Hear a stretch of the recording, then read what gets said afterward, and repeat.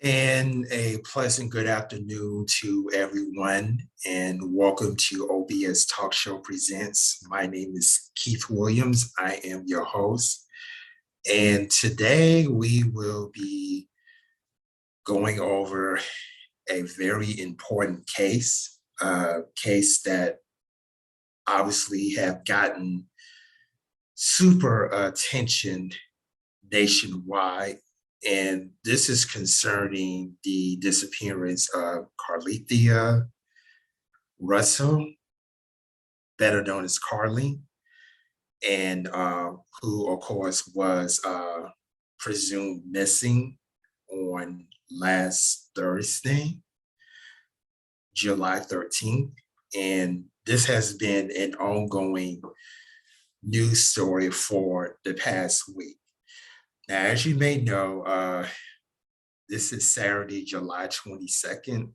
It's been exactly 1 week that Carlee had appeared. She came home in her residence,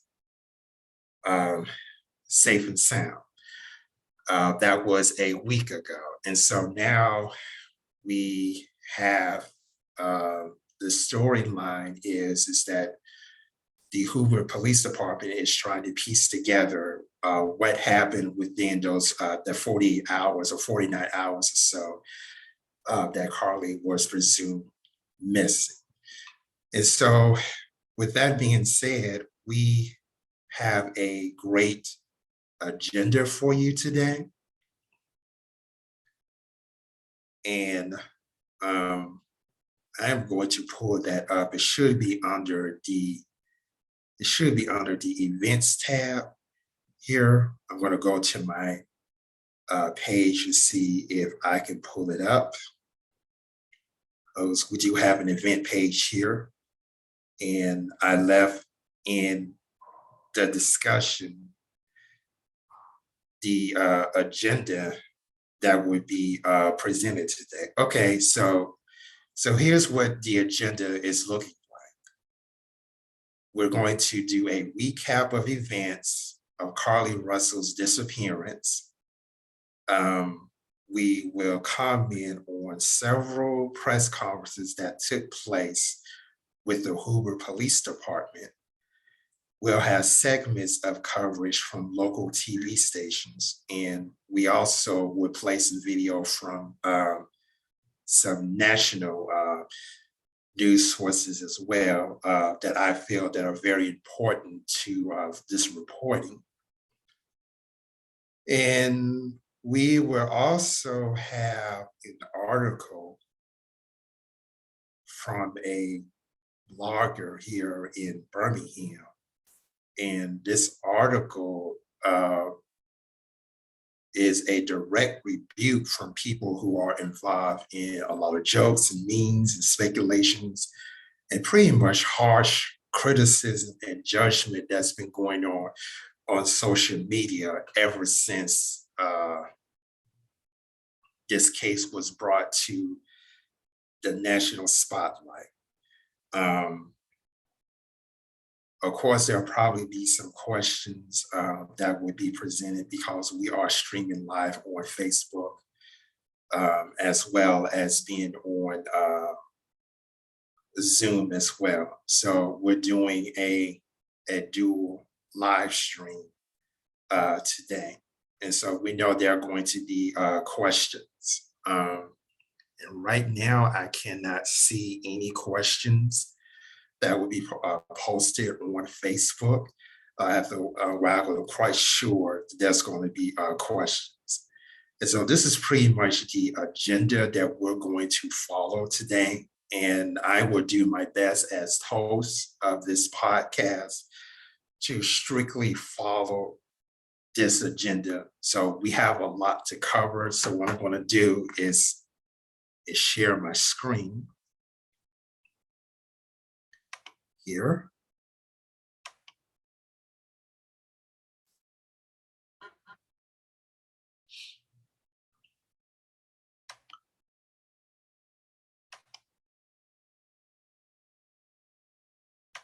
And we're basically going to, because I have a folder here on I have a folder here on my computer, and it's contained all of the particular articles and videos relating to the Carlee Russell case. And so I would be referring to that folder if you can follow me here. So I'm going to click here, and these are all the articles here.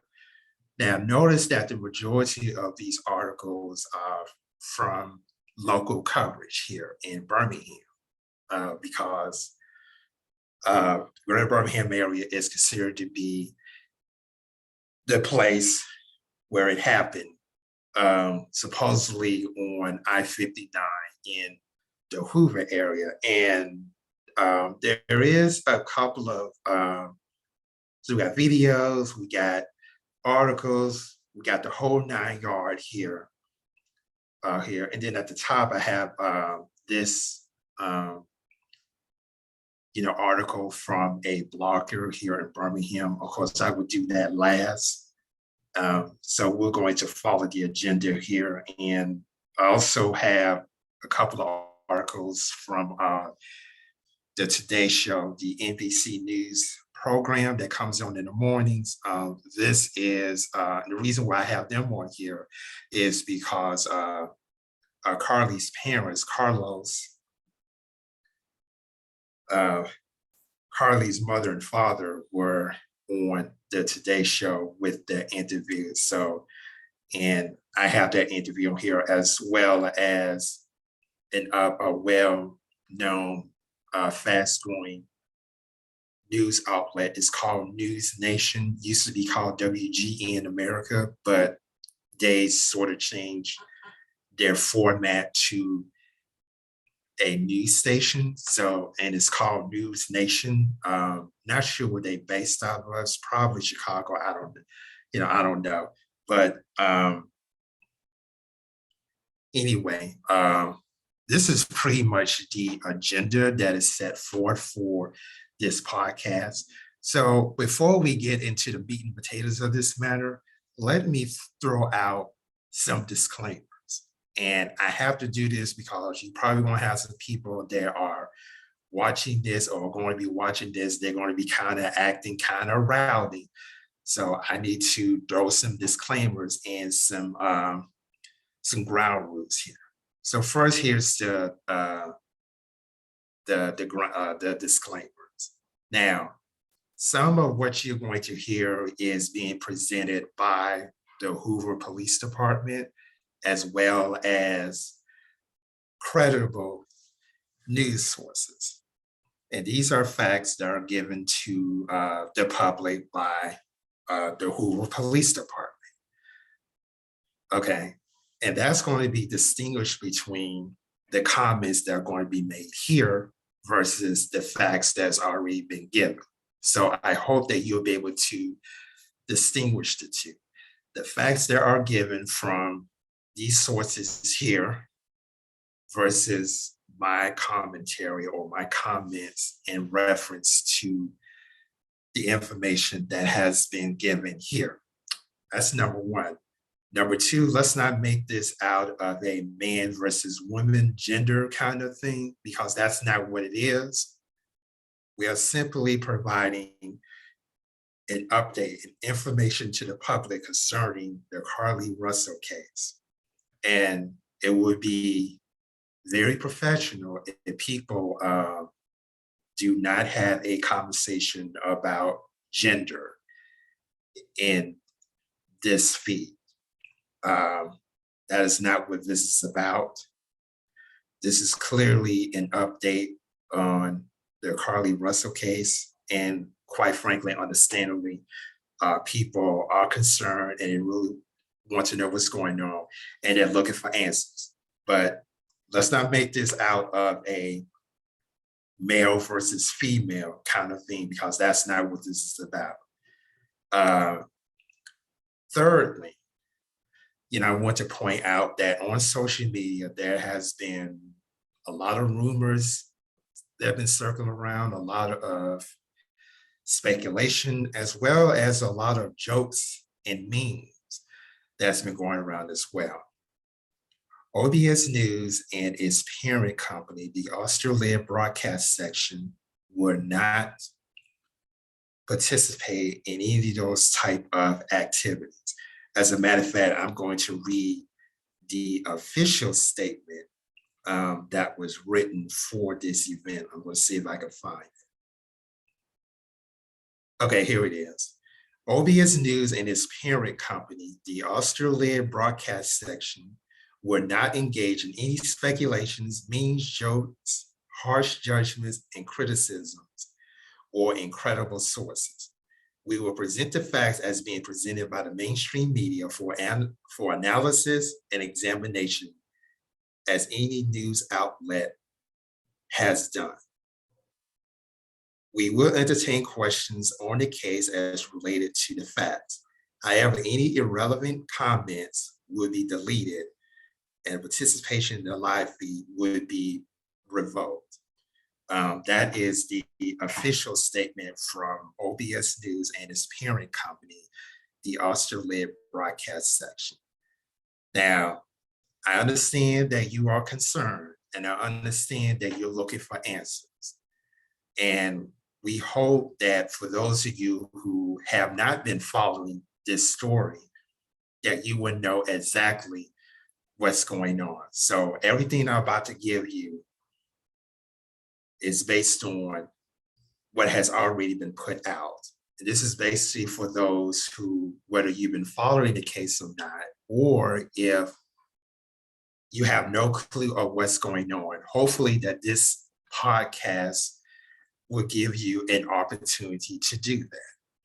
So now we have the disclaimers and the house rules out of the way. We're going to go ahead and get started. So the first thing that we're going to do is go over the timeline as to what happened in that 49 hours that Carlee Russell disappeared. So we're going to go there first. And y'all excuse me for all these windows being open. And we're going to go over to the timeline of everything that's happened. And this article is coming from al.com here.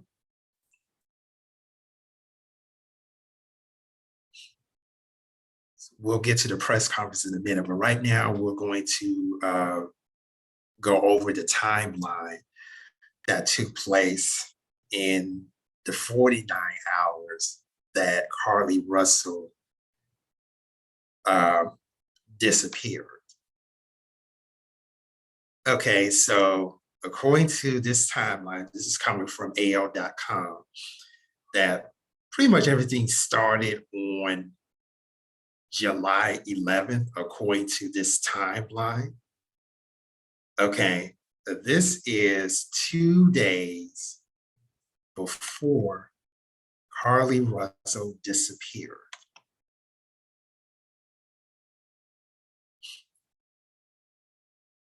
According to the Hoover Police Department, when they did their press conference a couple of days ago, it was this past Wednesday, they noticed that Miss Russell was using a computer, some say it was her work computer, to look up certain terms and certain terms or certain phrases. And on this timeline, we look on July 11th at 7:30 a.m., 2 days before Russell disappeared, she searched the term, "Do you have to pay for an Amber Alert?" Okay.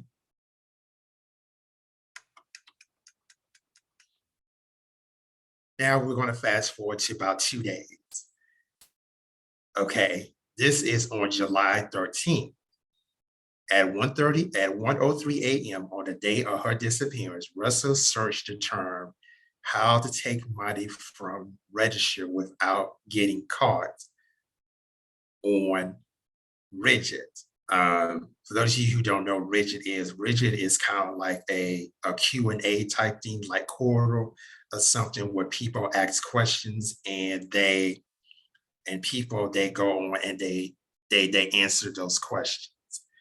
Okay.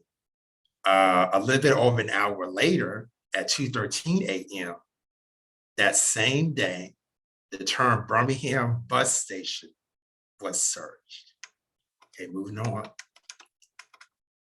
Then at 2:35 a.m., a search for a one-way ticket from Birmingham to Nashville was conducted.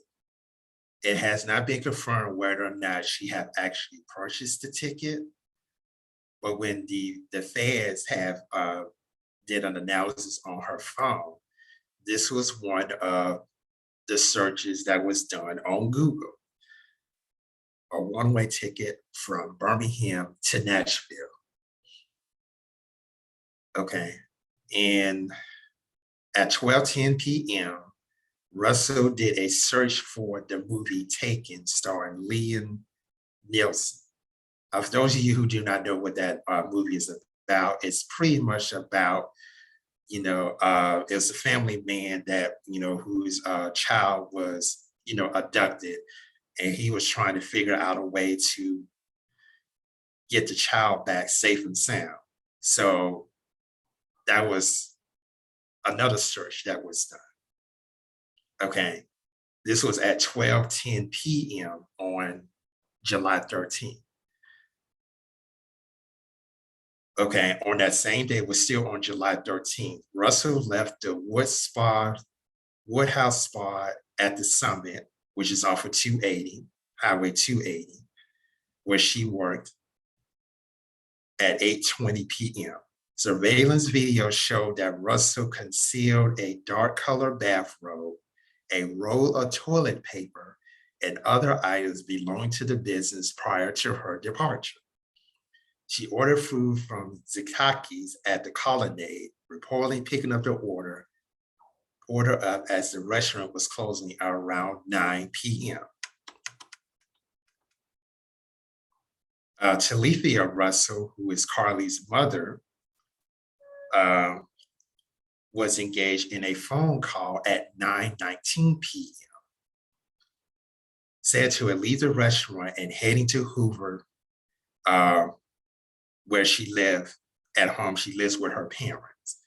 After leaving Colonnade, police said, this is Hoover police, Russell stopped at Target on US 280 and bought some snacks, granola bars, Cheez-Its, crackers, and a drink. Okay, that's her picture. And if you can look at some of the pictures. Don't mind the ads. Okay. Now, Russell remained in the parking lot of that shopping center, the Colonnade Shopping Center, until 9:21 p.m., where she drove to I-459. And I believe the way that you get to that neighborhood that is mentioned is that you have to go on out exit 10 on I-459. That's the Hoover Bessemer exit. That's the Hoover exit. That's the Hoover Bessemer exit on Alabama Highway 150. Okay. Now at 9:34 p.m. Thursday, this is Thursday, July 13th. We're still on July 13th. Hoover 911 received a call from Russell stating she had seen a white male child about 3 to 4 years old walking on I-459. She made a call to her brother's girlfriend at around 9:36 p.m. They said that, that the toddler was, walking about, can't believe they use football terms, a length of 600 yards or 6 football fields. That's the equivalent to about a third of a mile. And she was seen over at highway marker 11. Russell, who was seen driving slowly with her flashers on for about a half a mile on the shoulder of I-459 stopped at mile marker 11. So roughly that was about a third of a mile. Pretty much, where you see the Hoover, Bessemer, Alabama Highway 150 sign, and in another half a mile, you'll be at the exit.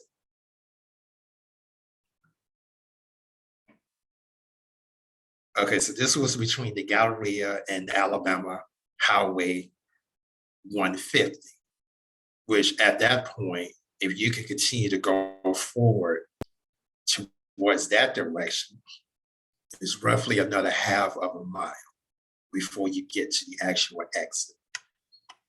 Okay, her brother's girlfriend reported hearing Russell scream. The phone line remained open, but nothing more was heard but interstate traffic.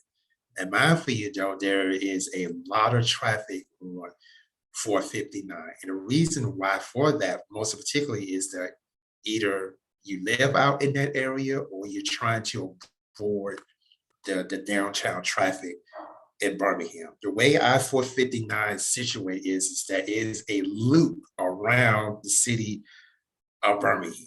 That's how, whenever you see a three-digit interstate number, if it's an odd number, if the first number is an odd number, that means that that particular highway is going to actually go in the city. Like 359 goes directly to the city of Tuscaloosa from 2059, right? But if the number is an even number, like a 2, 4, 6, or 8, that means that that interstate is going to go around the city. It's called a spur, S-P-U-R. Normally those type of highways was built supposedly to alleviate traffic on the main interstates going into a major city. That's why they are commonly built. Okay, moving on. Officers soon arrived and found Russell's red Mercedes still running, but no sign of a toddler or Russell herself. Police found Russell's wig, her phone, and purse near her vehicle. Her Apple Watch was in her purse. Okay, the food that she ordered from the restaurant was still in her car. The items purchased from Target, as well as the items that were supposedly or allegedly have been taken from her place of employment, was not in the vehicle, nor it was located at the scene. Russell told detectives that while traveling down the interstate, that she saw a baby walking down the side of the road and called 911. When she got out of her vehicle to check on the child, a man came out of the trees and mumbled that he was checking on the baby, according to police. The man then picked her up and then she screamed. Then he made her go over the fence. He then forced her into a car, and the next thing she remembered is being in a trailer of an 18-wheeler. She stated that the male was with a female. However, she never saw the female, only hearing her voice. She also told detectives that she can hear a baby crying. Okay, this is still on July 13th. It roughly took the Hoover Police Department 3 minutes. They got there in 3 minutes time to check on the situation. 911 operators tried to call her back, but got no response. A statewide lookout bulletin was then issued for a possible abduction. Now, mindful you though, because she is over the age of 18, they don't do Amber Alerts for anyone over the age of 18. Amber Alert is normally for a minor under the age of 18. And so in this case, they have what's called an Ashanti alert. Those are for adults. And if a senior is missing, they'll put out what's called a silver alert. Okay, now we now turn to July 14th. Family members searched for Russell in Hoover, aided by police and volunteers. Okay. Now we're going on to last Saturday, which was July 15th. Russell's family, shortly before 7 p.m. Saturday, this was last Saturday, July 15th, reported that they had received a call from her family saying she was at the Red Roof Inn in Vestavia. I think that's on Highway 31, if I'm not mistaken, which is like very close or not too far from Interstate 65. And Carlethia Russell later told Fox 6 that news that this was a terrible hoax. Okay, so we don't know who made this report that Carlee was seen at the Red Roof Inn at 7 p.m. on Saturday. So we have no idea who made that call or reported that. Okay. Hours later at 10:44 p.m., Hoover 911 received a call from Carlee's residence saying that she has returned home on foot. A large crowd was in the streets as first responders arrived. So basically, from the time that she disappeared to the time that she returned home remains a mystery. We don't know exactly what happened between the time that she was missing, which was roughly about 9:34 p.m. on July 13th, up until 10:44 p.m. on last Saturday, July the 15th. So we have no idea what happened. So that's roughly about 49 hours. So we do not know what happened between that time. The police was later notified and they returned to her home. Okay, at 11:02 p.m., a dispatcher noted Russell was en route to UAB hospital. The taser was able to obtain a brief statement at the hospital. During the interview, detectives noted that Carlee had a small injury to her lip and she complained of her head hurt. She also had a tear in her skirt. Detectives also noticed that she had $107 in cash in her right sock. Now, mindful you though, when this bulletin came out on the night that she was missing, for those 2 days, you had people from all over central Alabama. They came out and looked for her for those 2 days. I was one of those individuals that came out to volunteer to search for her. And I actually went to the spot where Carlee was apparently disappeared. And based on what I saw, the area that supposedly be woods is not necessarily a woods per se. It's more like a steep embankment. It's kind of difficult to climb that steep embankment at night because basically you have a significant amount of trees and twigs rather, and the embankment is so steep that you can't really see where you're going. And also too, there was no like any type of disturbance within the vegetation. And you can tell if someone actually, went through there. The vegetation, the plants and the weeds and the grass would be disturbed. There was no evidence of that. Okay, now let's go to July 16th. Okay. She was released on Sunday, July 16th at 6 a.m. after being brought overnight for evaluation. At 1:05 p.m. the same day, after Russell arrived home, her mother released a statement on Facebook asking that people respect their privacy to allow us to just love on our daughter and each other. That's what he said. Mother thanked those who aid in the search. Just as we made a commitment to not entertain negative thoughts during the time of our daughter was missing, We surely will not entertain negative thoughts and statements, unvalidated opinions, or sheer ignorance at such a joyous time. This statement continues. Police said at this was at the this is what at 1:53 p.m. The police continue gathering and evaluating evidence in this case. Okay, let's move on to July 17th. Crime Stoppers of Metro Alabama on Monday, this is Monday, July 17th, reversed course of hours after announcing that more than $60,000 was raised in reward money for information that led to her safe return will be returned to donors. We don't know if that have actually happened.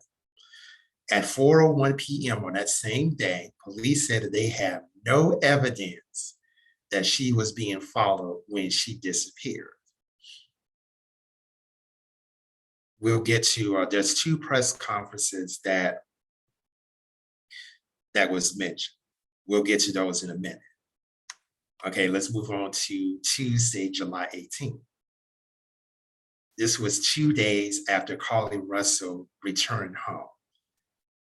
The only interview Russell's parents gave was to the Today Show on Tuesday morning. It was 2 days after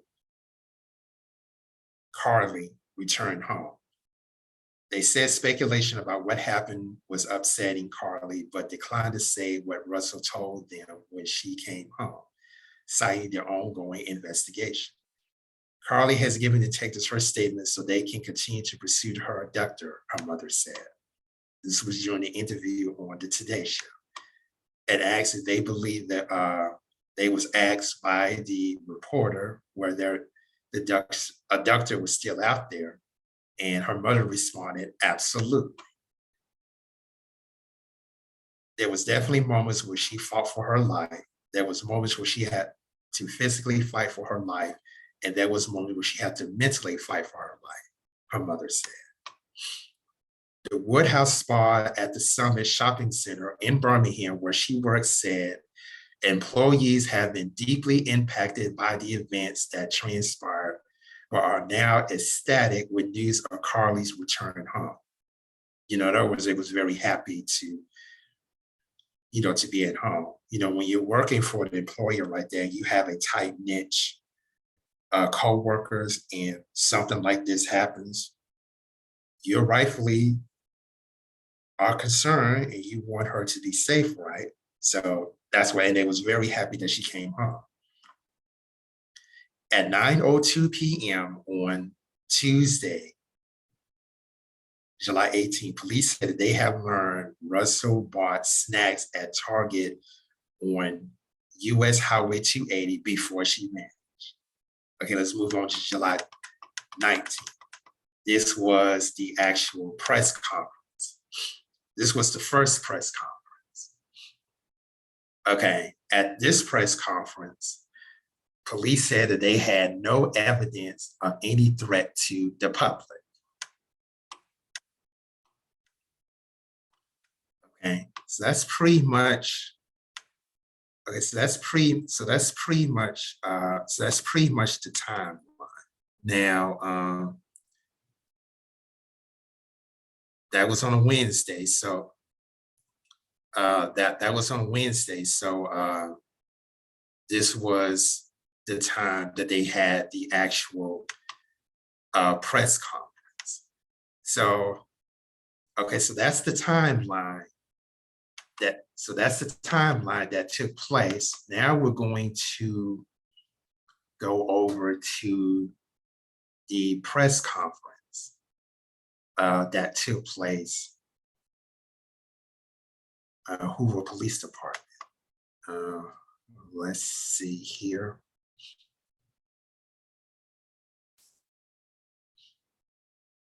When I was 25, I was a drug addicted loser. I was depressed. Couldn't afford my measly $270. All right, good afternoon and welcome to the Frank and Pam Bearfield Training Center. I'm Captain Keith Sescaleba, that's spelled Keithsescaleba, with Hoover. Now, this is the press conference that took place. This was the press conference that took place on the 19th, July 19th. That's a Wednesday. That's 3 days ago. So this might be, it says 2 days ago when it was posted on YouTube, but this was actually 3 days ago. Hoover Police Department. Joining me at the podium today will be Hoover Mayor Frank Brocato, spelled Brocato, and Hoover Police Chief Nick Durzis, spelled Derzis. You may also. Okay, so that's the police chief on the right with the pink jacket on, and the captain in the Hoover Police Department on your right, and on the left is the Hoover mayor. Also hear from Lieutenant Daniel Lowe, spelled Lowe, of the Hoover Police Investigations Division. Mayor Brocato will make a brief opening statement, and then Chief Durzis will read a prepared statement. After Chief's statement is complete, there will be an opportunity to ask a few questions regarding this investigation. Keep in mind that this is still an ongoing investigation, so there may be some questions that we cannot answer. With that, I will turn it over to Mayor Brocato.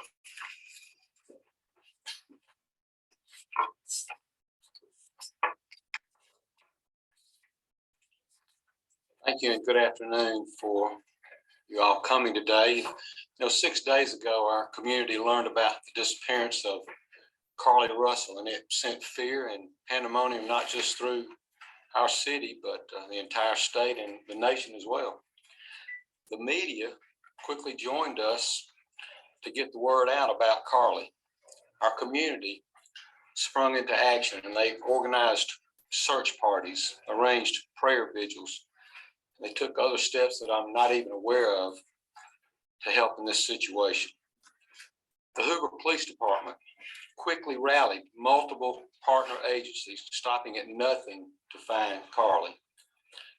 I'd like to take this time to say thank you first to the Hoover Police Department, our partner agencies, our wonderful community, and to all those that aided in some way in connection with this situation. As the days have gone on and more information has been shared, we know everyone has questions. The Hoover Police Department is known for being very methodical and thorough with their investigations. For that reason, we did not feel comfortable speaking in detail publicly until now. It is important that we share this information now so that our community can be put at ease. So it's a standard operating procedure that, whenever you have an abduction or a kidnapping situation or a hostage situation or, any type of major dispute, that you do not prematurely go out and say, okay, this is what happened, A, B, C, and D. You have to have some type of information, some type of evidence to kind of put pieces together.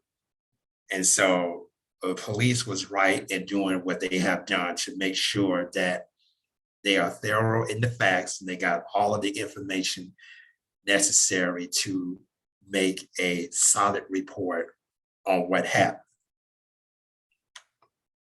So at this time, I'll turn the microphone over to Hoover Police Chief Nick Durzis. Thank you. Thank you, Mayor. Thank everyone for being here today. Besides me, stands the team who played a significant role in this investigation. I want to thank our department, members of surrounding local law enforcement agencies, the FBI, Secret Service, United States Marshals, and ALEA for their assistance in this case. We said from the evening of July 13th, our focus would be the safe return of Carlee Russell. That occurred on Saturday, July 15th, approximately 49 hours after she called 911 and disappeared. From that point, our focus has been to determine Carlee's whereabouts during that time and what exactly took place. Let me say up front, this investigation is not over. We're still working this case, and we work in this case until we uncover every piece of evidence that helps us account for the 49 hours that Carlee Russell was missing. However, through the public interest and in some cases, public fear that this story has generated, we owe it to our citizens to tell them the facts that we have uncovered. So I will give you the facts that we know today. On July 13th, at approximately 8:20 p.m., Carlee left work from a business at the Summit. Surveillance video from her place of employment shows Carlee concealed a dark-colored bathrobe, a roll of toilet paper, and other items belonging to the business prior to her departure. And notice that they use the word concealed and not stolen. Because I think at this point, it's safe to assume at this point that they have not talked to her place of employment yet. So conceal or allege is kind of like the terms that being used here. So for the purpose of this press conference, they use the word steal because, conceal, because they have not confirmed that the items that she had was actually from her place of work. She ordered food from Taziki's at the Colonnade and traveled there. She then traveled to Target on 280, where she purchased some granola bars and Cheez-Its. From there, she remained in the parking lot at that shopping center until 9:21 p.m. when she drove to I-459. Carlee communicated on her cell phone with individuals known to her while on her path of travel up to the point of calling 911 at 9:34 p.m. And at this time, we will play the 911 call in its entirety.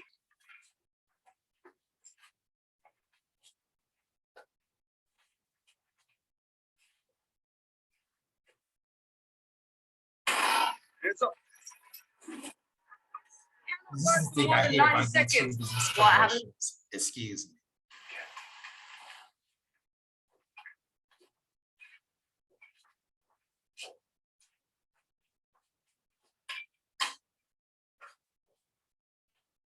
So they are waiting to play. Hi, I am on Interstate 459, and there is a kid just walking by themselves. Hold on, where am I? I'm right next to the exit 10 by the Hoover Med, like to get off by the Hoover Med. Okay, so you're before the exit? Yes. Okay, were you headed southbound or northbound? Okay, towards Tuscaloosa, towards 280. Towards Tuscaloosa. Okay, and was the child on the left or right side? On the right side. Were they walking northbound or southbound? They're walking towards Tuscaloosa. Walking southbound, or how old they look? Like a toddler, like maybe like 3 or 4. Did you pull over with them? Are you still with them? Yes. Okay, are you with the child right now? No, I'm not. I didn't get out of the car. I can see them though. Do you mind staying and keeping an eye on them until we get there? Yeah, sure, yeah. Okay, what kind of car are you in? I'm in a red Mercedes-Benz. Is that a sedan or SUV? SUV. I mean, it's a sedan, sorry. Can you put your hazards on for me? Yeah, they're on. Okay, did you talk to the child at all, or did you say anything to them? No. Okay. No. Do they look like they're injured? No, they don't. Are they white, black, Hispanic, or Asian? They're white. Okay. Is it male or female? I think it's a boy, a little boy. Right now, okay. Is he wearing clothes? Yes. Okay. What is he wearing? It's a white t-shirt, and it doesn't look like he has any pants on. It looks like a diaper. You don't see any cars anywhere? No cars anywhere.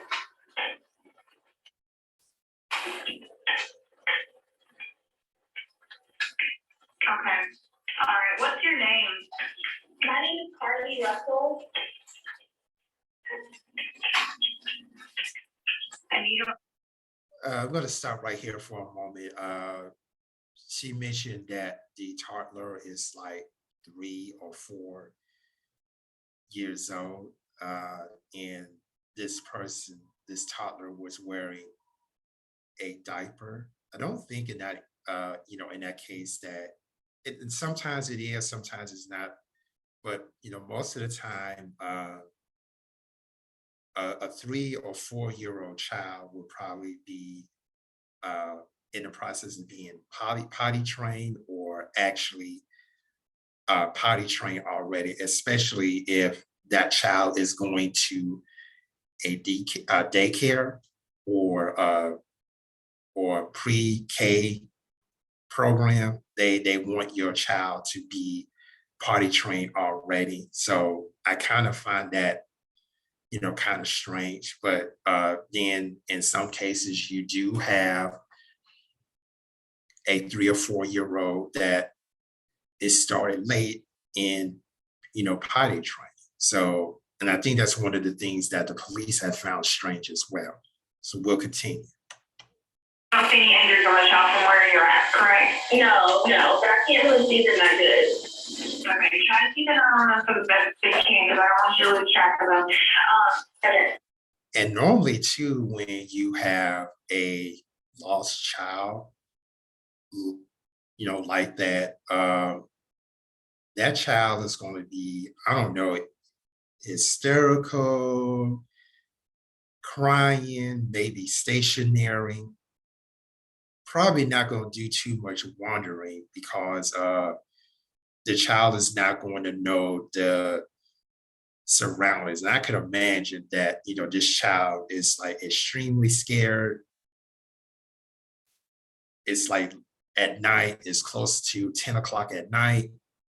And, all you can hear is the traffic going on I-459, that a major highway, that would literally scare a baby. Of course, that would scare a toddler. That would scare a small child as well. And you're not? No, not that I can see. I can't really see that way. Okay. All right. I've got them on the way, okay? Just try to keep an eye on them, but officers are on the way, okay? Okay, thanks. Thank you. Okay, Carlee called a relative after speaking with the 911 operator.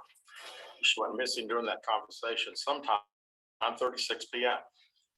Traffic camera footage was obtained which depicted this portion of the incident, and that footage was analyzed as part of the investigation in conjunction with the 911 call and cell phone data to accurately determine the time frame. Carlee's 911 call remains the only report of a child on the interstate, despite numerous vehicles passing through the area at that time.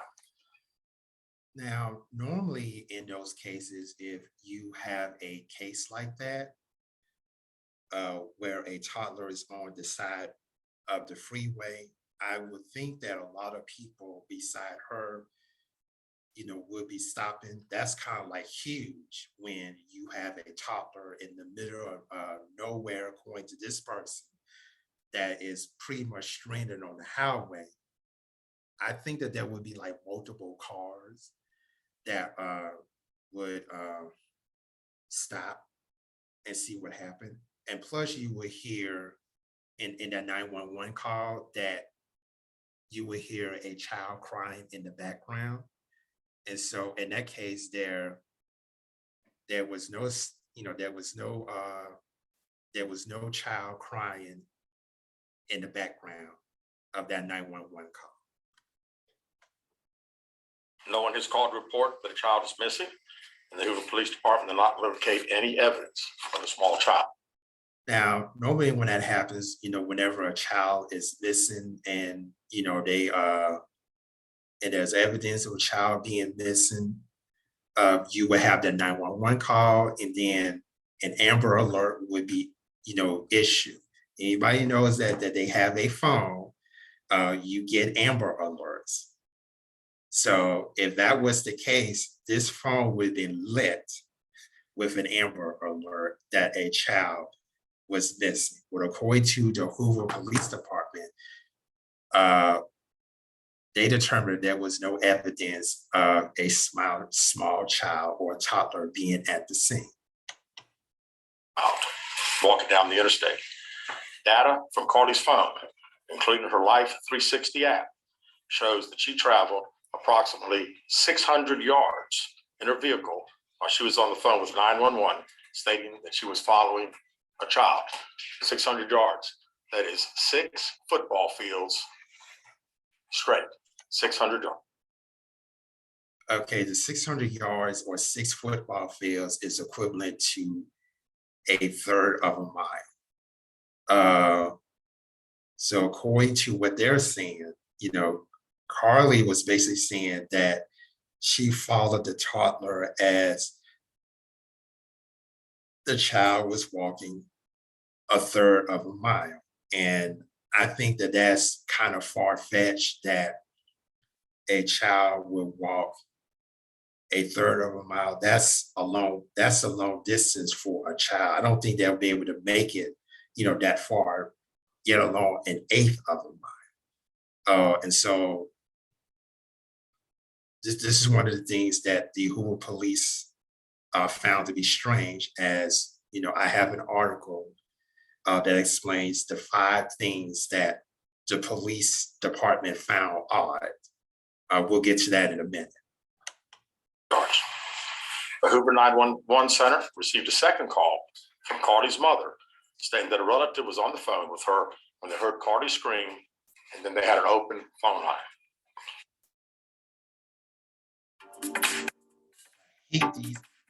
I hate these ads. Hoover police officers arrived on the scene within 5 minutes of being dispatched, and several other officers arrived shortly. They located Carlee's wig and cell phone in the grass near the vehicle. Her purse was located in the front seat of her vehicle with her Apple Watch in the purse. The food she ordered for Tzatziki's was also in the car. The items she purchased from Target, as well as the items taken from her place of employment, were not in the vehicle, nor were they located anywhere around the scene. Hoover police deployed all available assets from the point in the search for Carlee. Additional resources were called in to include our own drone unit, crime scene investigators. Numerous detectives responded to the scene. Throughout the day Friday, officers from surrounding local and federal agencies assisted Hoover police in the search for Carlee Russell. Officers returned to the scene on 459 to conduct a thorough line search for evidence. K-9 teams from the Jefferson County Sheriff's Department responded to check for any sign of Carlee, the child that she claimed to see, and anything else that could be considered evidence in this case. Those searches all turned up empty. Private citizens, including search parties organized by our family, friends, began looking everywhere that they could find any trace. And one of those search parties was conducted by Angela Harris. For those of you who do not know who she is, Angela Harris is the mother of Anaya Blanchard, who was under the same circumstances, and she ended up being killed. So that's the person that was part of one of the main citizen-led search parties, which started at the Hoover Met, and it was dispersed into various parts of Hoover, particularly in that particular area where Carlee has disappeared. Searches took place throughout the day Friday and again on Saturday, yielding nothing. At 10:44 p.m. on July 15th, the Hoover 911 center receives a call from Carlee's residence stating that she returned home on foot. In subsequent investigations, detectives obtained surveillance footage of Carlee walking down the sidewalk alone prior to arrival at her residence. She was conscious and speaking with paramedics when she was transported to UAB. Detectives were able to obtain a brief statement from her prior to being treated and released. During the statement, she told detectives that while traveling down the interstate, she saw a baby walking down the side of the road and called 911. She stated when she got out of her vehicle to check on the child, a man came out of the trees and mumbled that he was checking on the baby. She claimed that the man then picked her up and she screamed. She stated he then made her go over a fence. She claims he then forced her into a car, and the next thing she remembers is being in the trailer of an 18-wheeler. She stated that the male was with a female. However, she never saw the female, only hearing her voice. She also told detectives she could hear a baby crying. She told detectives the male had orange hair with a big bald spot on the back. She said she was able to escape the 18-wheeler and fled on foot, only to be captured again and then was put in a car. She claimed she was then blindfolded, but was not tied up because the captors said they did not want to leave impressions on her wrists. She took her into a house and made her get undressed. She believes they took pictures of her, but she does not remember them having any physical or sexual contact. She stated the next day she woke up I'm sorry, and was I fed seem cheese to have crackers by the lost, female. She said the woman sharing also on my played with her screen. hair, but could not remember at some point. I'm sorry, I seem to have lost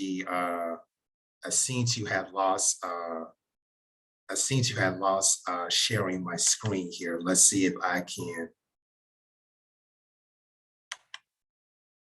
Let's see if I can. This is not good. It says that I can no longer. It says I can no longer share my screen. This is not good at all. I guess because we had another person to come on here.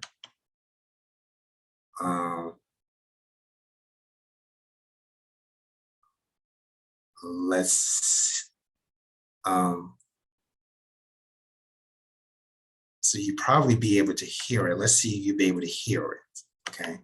Point, she was put back in a vehicle she claims was able to escape while it was in the West Hoover area. She told detectives she ran through lots of woods until she came out near her residence. During this interview, detectives noted that Carlee had a small injury to her lip, and she claimed that her head was hurting. She also had a tear in her shirt. Detectives also noted that she had $107 cash in her right Okay, sock. we're now Out of able respect for to- Carlee and her family, detectives did not press for.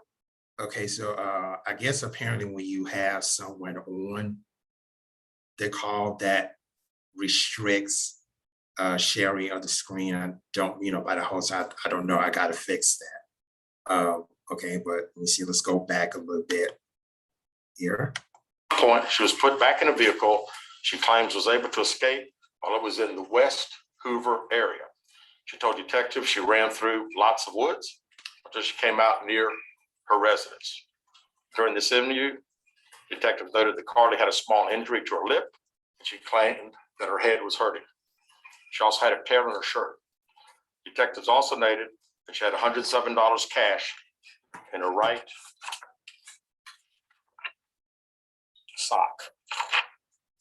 Out of respect for Carlee and her family, detectives did not press for additional information in this interview and made plans to speak with her in detail after giving her time to rest. Detectives continue analyzing data from Carlee's cell phone that was left behind at the scene. We enlisted the help of the United States Secret Service in conducting this analysis. Part of what data includes several internet searches in the days leading up to her disappearance that I think are very relevant to this case. On July 11th at 7:30 a.m., the term "you have to pay for an Amber Alert" was searched. On July 13th at 1:03 a.m., the day of her disappearance, the term "how to take money from a register without being caught" was searched. On July 13th at 2:13 a.m., the day of her disappearance, the term "Birmingham bus station" was searched. On July 13th, 2:35 a.m., a search for a one-way bus ticket from Birmingham to Nashville was conducted with a departure date of July 13th. At Accelerate 3D, we use large size, And we high-speed go 3D to a printing commercial to help break. hardware companies bridge. On July 13th at 12:10 p.m., a search for the movie Taken, a film about abduction, was conducted. There were two searches later to Amber Alerts on a computer at Carlee's place of employment, including one regarding the maximum age of an Amber Alert.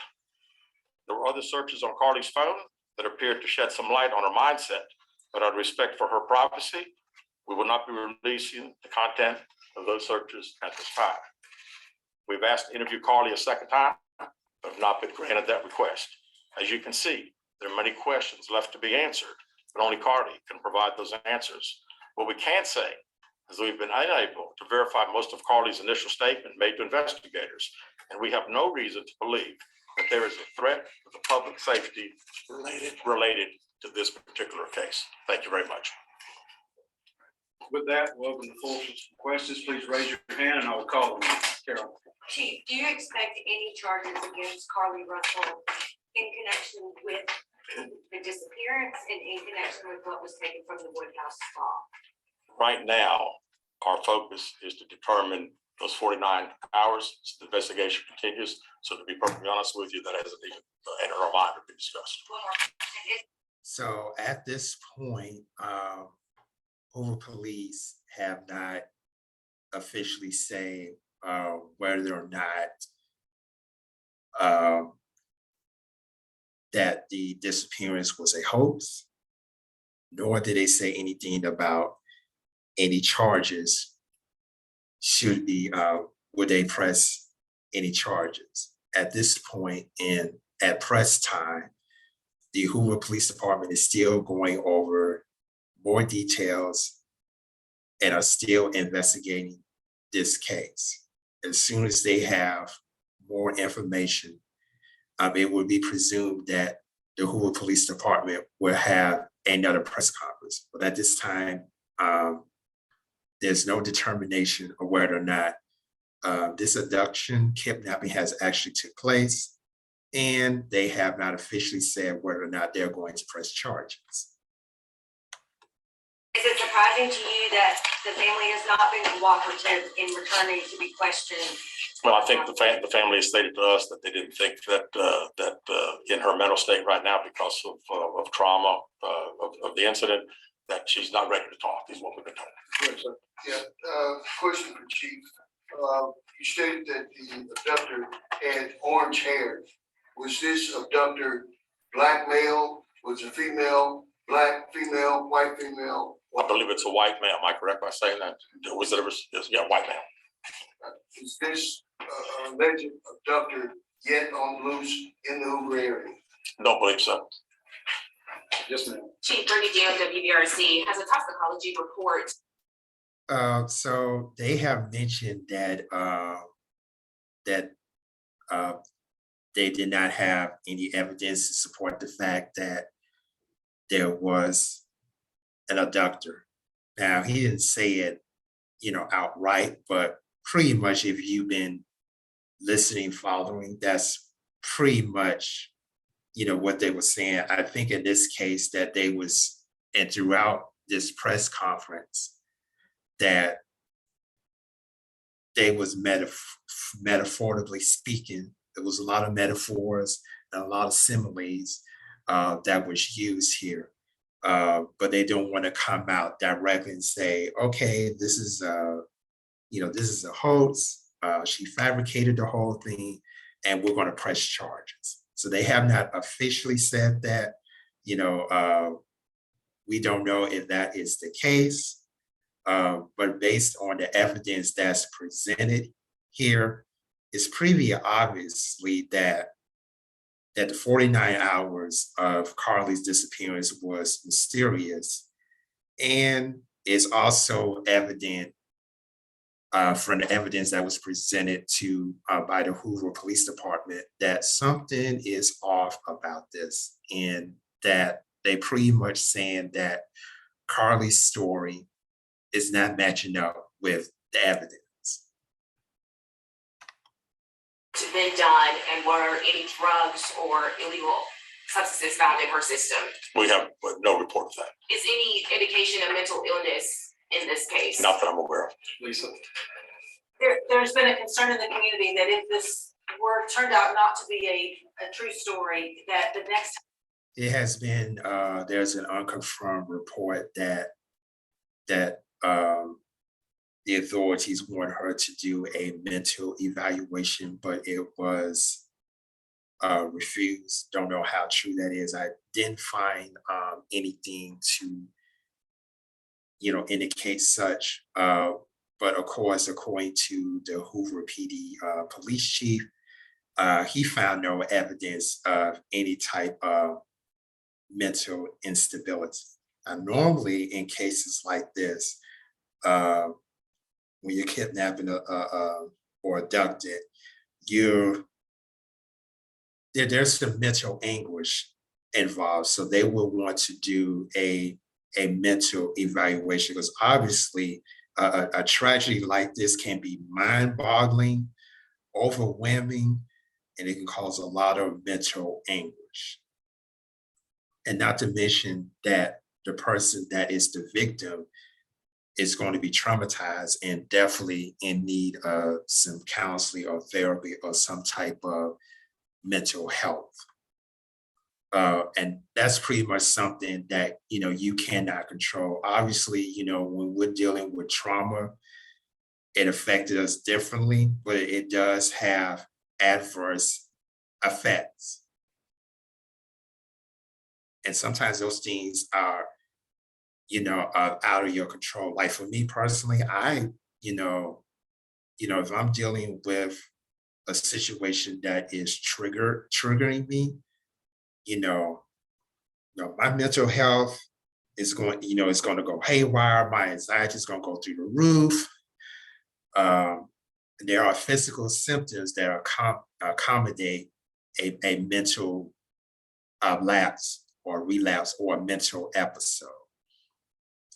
So, when you are a victim of a kidnapping, all of that is going to hit you like, a ton of bricks. It's kind of like your body is reacting to the situation, and for the most part, is involuntary. It's something that you cannot make up or fabricate it. It's kind of like your body's the defense mechanism. You basically you're in a bad situation and you're trying to get out of that bad situation. You're trying to find peace and comfort in that situation. And that's your body's natural reaction to any type of trigger or trauma-induced episode. That's your body's natural defense, that's controlled by the brain. Time a young woman of color was missing, that it might not be taken seriously. How would you respond to that? I'd respond to say that we investigate every crime to the fullest, just like we have this one. Was she traveling with anyone since, was she traveling with anyone since the time she disappeared, to your knowledge? Not to my knowledge. Chief, I know you said you weren't able to verify a lot of aspects of the story. Where do you think she went? How would you characterize what happened here? That's the $100 question. We pretty much know exactly what took place from the time she left work until she got on the 911 call, and we can see getting out of the car on the interstate from that footage. And after that, I think she only does. We don't. Well, one quick follow-up. So pretty much the police know what happened prior to Carlee's disappearance and what happened after she came home. But those 48 hours they're saying is unaccounted for. And the only one that can really inform us of what happened is Carlee herself. And right now, according to the police, she's not able to speak right now due to some sort of mental anguish. So right now, according to the police, that 40 hours is where the mystery is. They don't know what happened, and we don't know what happened within that 40 hours. So that is kind of the 40 or 49 hours. So that is the missing piece of the pie that is ongoing in this investigation by authorities. her parents, did you speak with Carlee's parents? And why do you think it is they were so adamant that there was an abductor? Well, I think parents are believing what their daughter's saying, and we've had a very good rapport with the parents, met with them on several occasions. Yes, that's absolutely right. The parents are basically sticking to the story that Carlee was abducted and that the abductor is still out there, as evidence of a interview with the NBC morning talk show today, which was on Tuesday. That interview was conducted, and I'm going to play that as well. Talked to them today a few times and to make them understand. And so it's kind of common, you know, when your child tell you that something is happening to me, that, you know, their parents will side with them, you know, and help them get through this. Is what parents do. They don't really, you know, check and see if the story actually, you know, checks out. That's what parents do. If your child said, I've, you know, been bullied at school, you you automatically, you know, embrace them, show them some love and show them some empathy. So that's what's happened in this case as well. Understand that we're under pressure from our community, not only in our community of the state, but nationally when the story hit.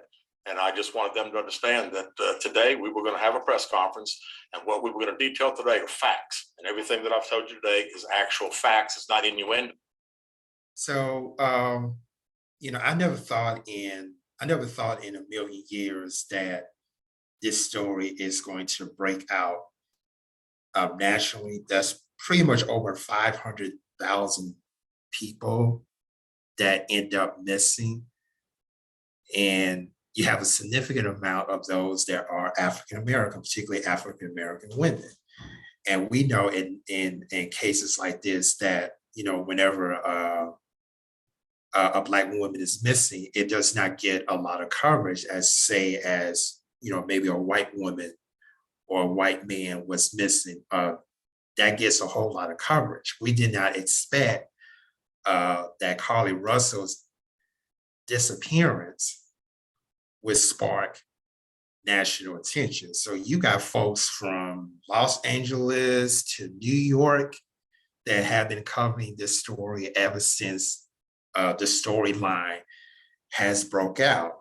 And just like us here in the Birmingham area, people want to know, you know, well, what happened? You know, is she's, or, you know, what happened? You know, what are the details, you know, in the case? What happened within those 49 hours? Is she safe and sound? Is there a threat to the community? Those things are, yeah, legitimate. You know, people, you know, want to know. But one thing that we're not going to do is that we're not going to speculate.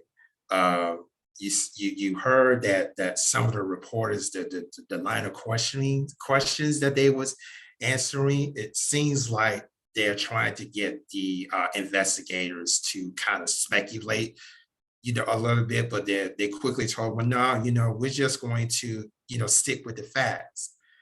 And if there's a question that we can't answer, we're going to let you know what we can't answer it. And that's kind of how it's, you know, supposed to be. You know, you don't want to say anything that, number one, is going to jeopardize the case. Number two, act like you know what you're talking about, because some people can be like loud and wrong. And that's been the whole point. For example, on one particular Facebook group that I'm going to mention later,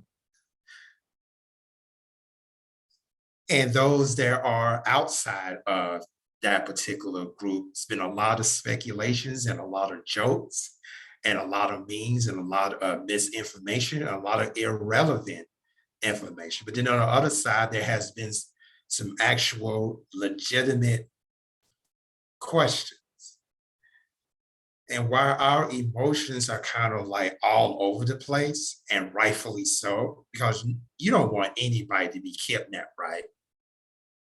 I mean, you don't even want your family or your friends to be kidnapped, or even the person that you think is your enemy. You don't want nobody kidnapped. That's a trauma that no loved one should ever had to deal with. So I understand the emotions that's, sitting around this.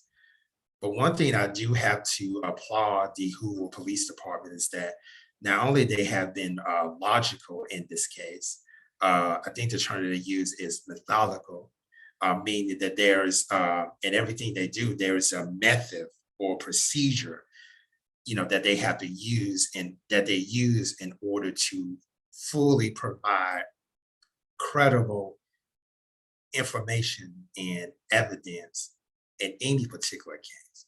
So I applaud them for doing that. And they clearly was not going to engage in any type of speculation because they want to make sure that all their I's are dotted and all their T's are crossed. Because, misinformation and disinformation will not only decredit this case, it's pretty much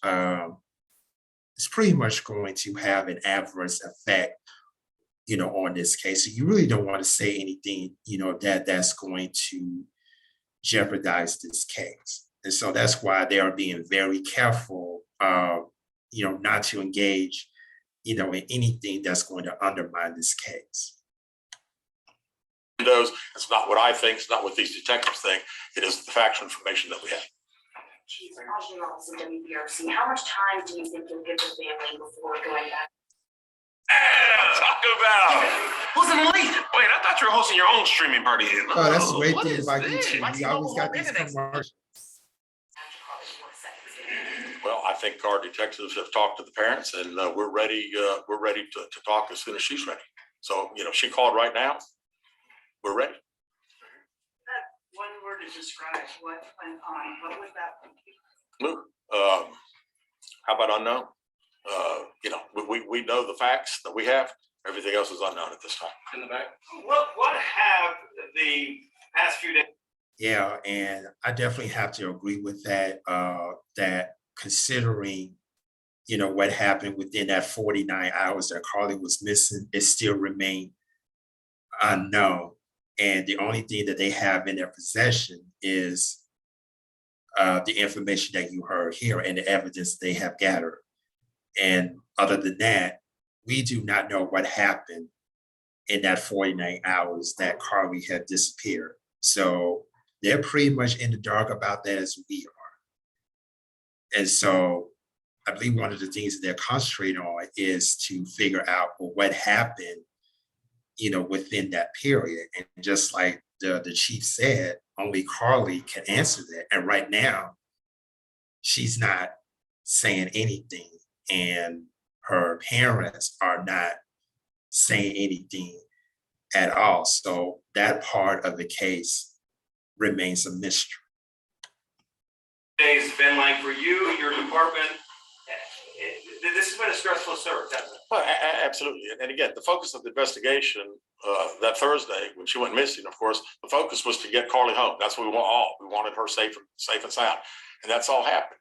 And then, of course, this has gotten to be not only a local state story, but a national story. So, it is. It's a lot of stress on everyone in the Hoover Police Department, and the mayor, to every citizen here. We want to know the truth. As you stand here, are you frustrated?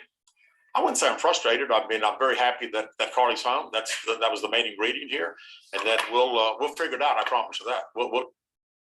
And I'm glad he mentioned that because I want to bring this point to y'all, attention. Now we know there's a lot of people that had invested their time and resources and their emotions into finding Carlee, right? And many of you out there, whether you're local or national, you prayed for her. And then when the news came that she was found safe, there was kind of like a sigh of relief, right?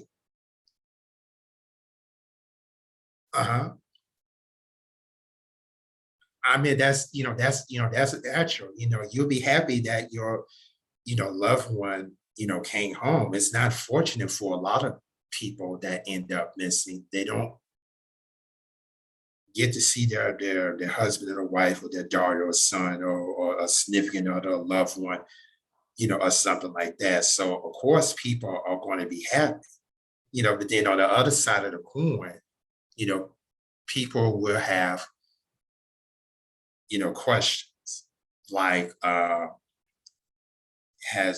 y'all looking for the person that abducted her? Are we in immediate, is there an immediate threat to the community? What are the circumstances surrounding this case? I think those are legitimate questions that people are going to ask, and obviously as some of the reporters, whether it was local or national, they're asking those questions. Then there's the ones that that's based off theorization or speculation. Again, that's something that the Hoover PD is not getting into, and we definitely here is not going to entertain that as well. So we're only going to present the facts as it being submitted to the public. We'll end up figuring it out. Any idea about the number of manpower hours or the expense of the drones and all the rest of the search that might have cost the city and the state and federal government? Yeah, we haven't had time to consider that, but it's again, these detectives that are here, this is just a small. So I think, up at this point when they was doing the press conference, I think, how much it costs for the manpower is being used and the equipment was being used. To them, I think at this time it was kind of irrelevant because, that basically was focusing on the case itself. And I think that they would probably visit that at another time when they're getting ready to make another statement in this case. But from this press conference right here, it seems to me that is irrelevant. A small group of people that have been associated with this case. We have put every available resource that we have on this case because we wanted to make sure that we found out everything. We wanted to get her home, and we have.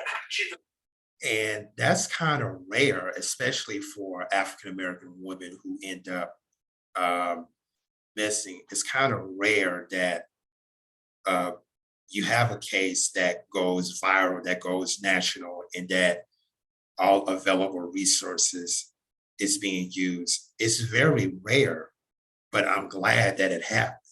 It should happen, that type of attention should be to anyone that is missing, whether they're male or female, boy or girl, it does not matter what your nationality is or what your color is or ethnicity, it should not matter. If a person end up missing, we need to have the same attention as this particular case has. Point blank, period. Was there any prior indication of mental health problems? Not that I'm aware of. Could you just expand on the people from the state, federal resources brought in? What were they? Now, the only way that they can determine that if Carlee would agree to do a mental evaluation. Question of not whether she's going to do it or not is, I would say 50-50. But normally, when you are a victim of an abduction or kidnapping and human trafficking, all too real. That trauma is going to send your mental health down south, believe me. And concerned people, empathetic people are going to do everything they can to make sure that that person gets help. It's pretty much something that's out of their control, trust me. Been there, done that. Not as far as being kidnapped or, abducted, but anytime that you go through a major trauma in your life, it has adverse mental consequences that is beyond your control. And doctors want to make sure that you get through this. as quickly as possible. And part of that is getting the evaluations and getting the necessary treatment. And sometimes there's no time frame to when a person can actually, get through this trauma. Maybe this person would deal with it for the rest of his or her life, and it can often be triggered by some outside, it can be an outside force, an outside event, it could be a comment, it could be anything that can set this person off. So a person that's going through any type of trauma, there's no timeline to when that person is going to get over it. There's no such thing. They doing exactly as you all were searching for, or you just expand on that? Sure. A lot of the from the FBI side, several agents helping us interview. I mean, as you well know, in a case like this, especially when it goes national, we got hundreds and hundreds and hundreds of calls. And when you get those calls, some of them may just be outlandish, but you got to follow up on them, because you never know that you may get that one tidbit. And Right, and that's the thing that people need to understand. We know a lot of people are theorizing the situation, and there's a lot of speculation, that is happening as well. But when it comes to an investigation, nothing is off limits. Every tip, every claim, every type of speculation has to be examined to determine its validity. And to distinguish which is true and which is false. I get that. It is part of problem solving. And sometimes, in problem solving, you're gonna get all of these things coming at you.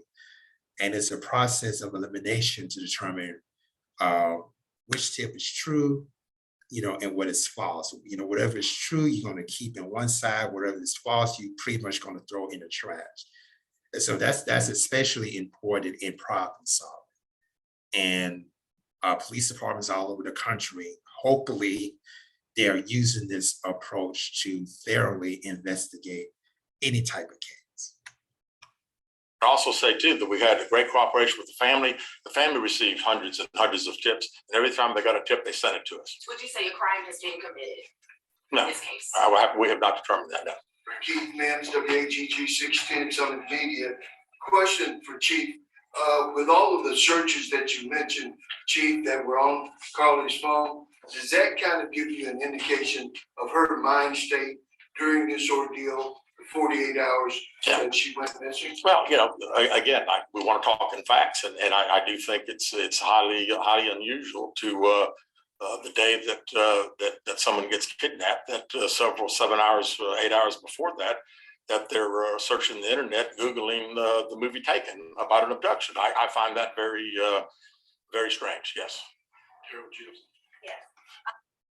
So they have determined that it was kind of odd that a few days before Carlee's abduction, that she was Googling certain phrases like the movie Taken, which of course is about an abduction or kidnapping, Googling Birmingham bus station, researching how much it costs for a one-way ticket from Birmingham to Nashville.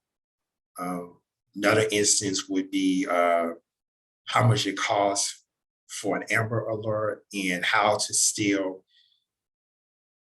money from a register without, getting caught. That's kind of strange. I do, do agree with that someone would do, that type of search. And next thing we know, she disappears. We don't know what happened, in 48 hours. So yeah, I agree. That's kind of, that's kind of strange. Not going to use the word suspect, but it's kind of, unusual for someone to look up those terms. And then we learned that, she ended up getting abducted. It's kind of like a sudden thing. It can happen at any time. You don't know when it's going to happen. You don't know where it's going to happen. So pretty much people need to watch their backs and let someone know, a family member, a friend, or a loved one or something, where you're at, where you're going, because you may never know when stuff like that is going to happen. Do you feel confident, do your investigators feel confident that you know why Carlee Russell may have done this? No, we do not know. Absolutely not. Chief, can you explain for us, you mentioned it a while, I believe you said Carlee was. So she's basically trying to assume that the whole thing was fabricated and a lie. And I think that at this point, I think at this point, I could say two things. Number one, they don't want to, come out and say, well, this whole thing is a hoax and she lied, right? But metaphorically, they're saying, well, yeah, she did, basically based on the evidence that they got. But they don't want to necessarily come out and say that she lied and this whole thing was, fabricated. Again, this is an ongoing investigation. There are more things to come. I truly believe that there'll probably be another press conference to where more information will get out, and whether or not there was an abductor or there was actually an abduction that took place. That information is not, we don't know. So we don't know. So we're waiting to see how this whole thing plays out. On the phone with 911, she was traveling 6 football fields, which tells you what? Which tells me that I've had kids, and I'm sure a lot of people here have, and it's very, very, again, she said it, and I'm not saying it couldn't happen because I've always been one of these guys, never say never, but 6 football fields. I mean, I like athletics, I like football. 6 football. Now remember, 6 football fields times 100 yards is 600 yards. That's equivalent to a third of a mile. Fields. To think that a toddler, barefoot, that could be 3 or 4 years old, is going to travel 6 football fields without getting in the roadway, without crying, without any just moving down. It's just. Right. I think I mentioned something like that earlier. If you, go back later, you'll probably hear that comment from me. But yes, I agree. It's very hard for me to understand. Chief, have you used any technology to enhance that video from 459? And did you see a man grab her? We did not see, from what we can tell, we don't see anybody on the interstate other than her car and then someone getting out of her driver's side. We have sent that off to the FBI for enhancement. It has not been returned.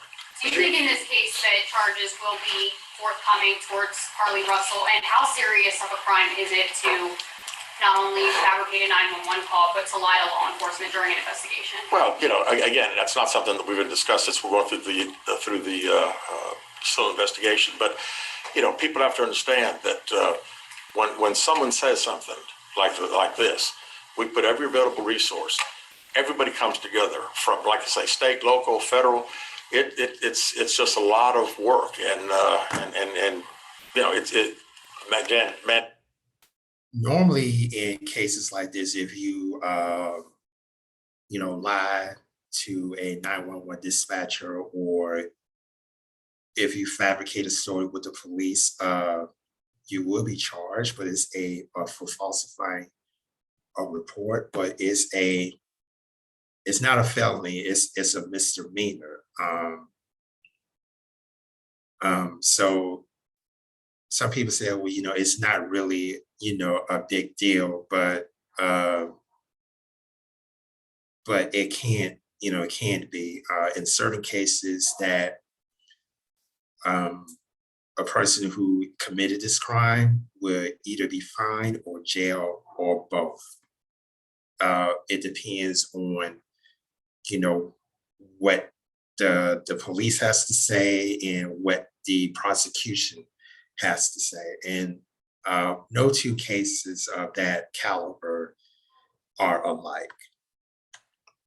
And Chairman early said frustrated. I mean, it is a little frustrating to think that all this has been done and we can't find anything out. Did anyone see her calling in from the side of the road when she made that 911 call? No, not to my knowledge. All right, last question here. Is this investigation held up until you can speak once again to Carlee Russell. Well, there's a few things that we're still doing, but obviously we want to talk to Carlee as soon as we can and do an in-depth interview. And at that time, I think we'll have these investigators doing some other things. So All right, that's all the questions we're going to answer today. We appreciate you guys coming, and we'll be following up with y'all later. Thank you so much. Okay, so that's pretty much the press conference that took place this past Wednesday, July 19th. And, you know, obviously a lot of details that came out that, you know, suggest that something is off, that something is not right, but they're not really necessarily saying anything, you know, at this point, because they still have some loose ends, you know, to tie, including trying to talk to Carlee Russell again. We don't know when that's going to happen. We don't know when they're going to come back to the public with more information. So we have to wait and see. So now, so far, you have the timeline of what happened and the evidence that was being presented to us through the police department. Now, another thing I want to point out is the fact that that Carlee's parents have asked for privacy,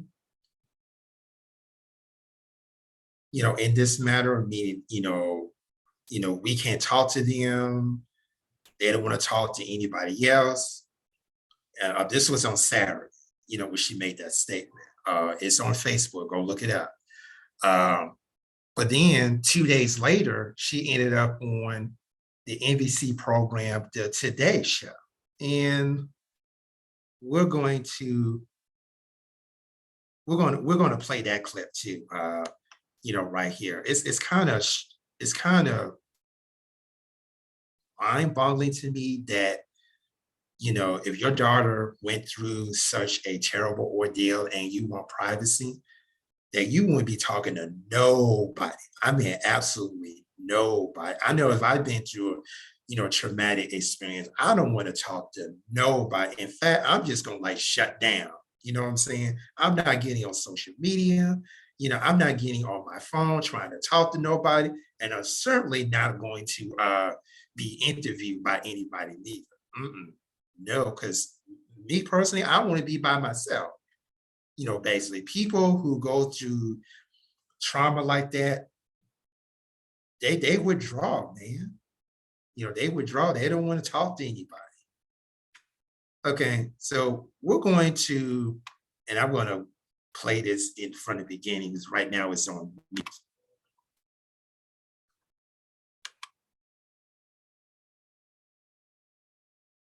First laid eyes on her again. What was it like? To me, I mean, just so much joy. This morning, in an exclusive sit-down with NBC News, the parents of 25-year-old Carlee Russell are speaking out, describing the moment their daughter appeared on their doorstep after being missing for more than 48 hours. What did you do when you saw her? We tried to hug her as best we could, but I had to stand back because she was not in a good state. So we had to stand back and let medical professionals work with her. But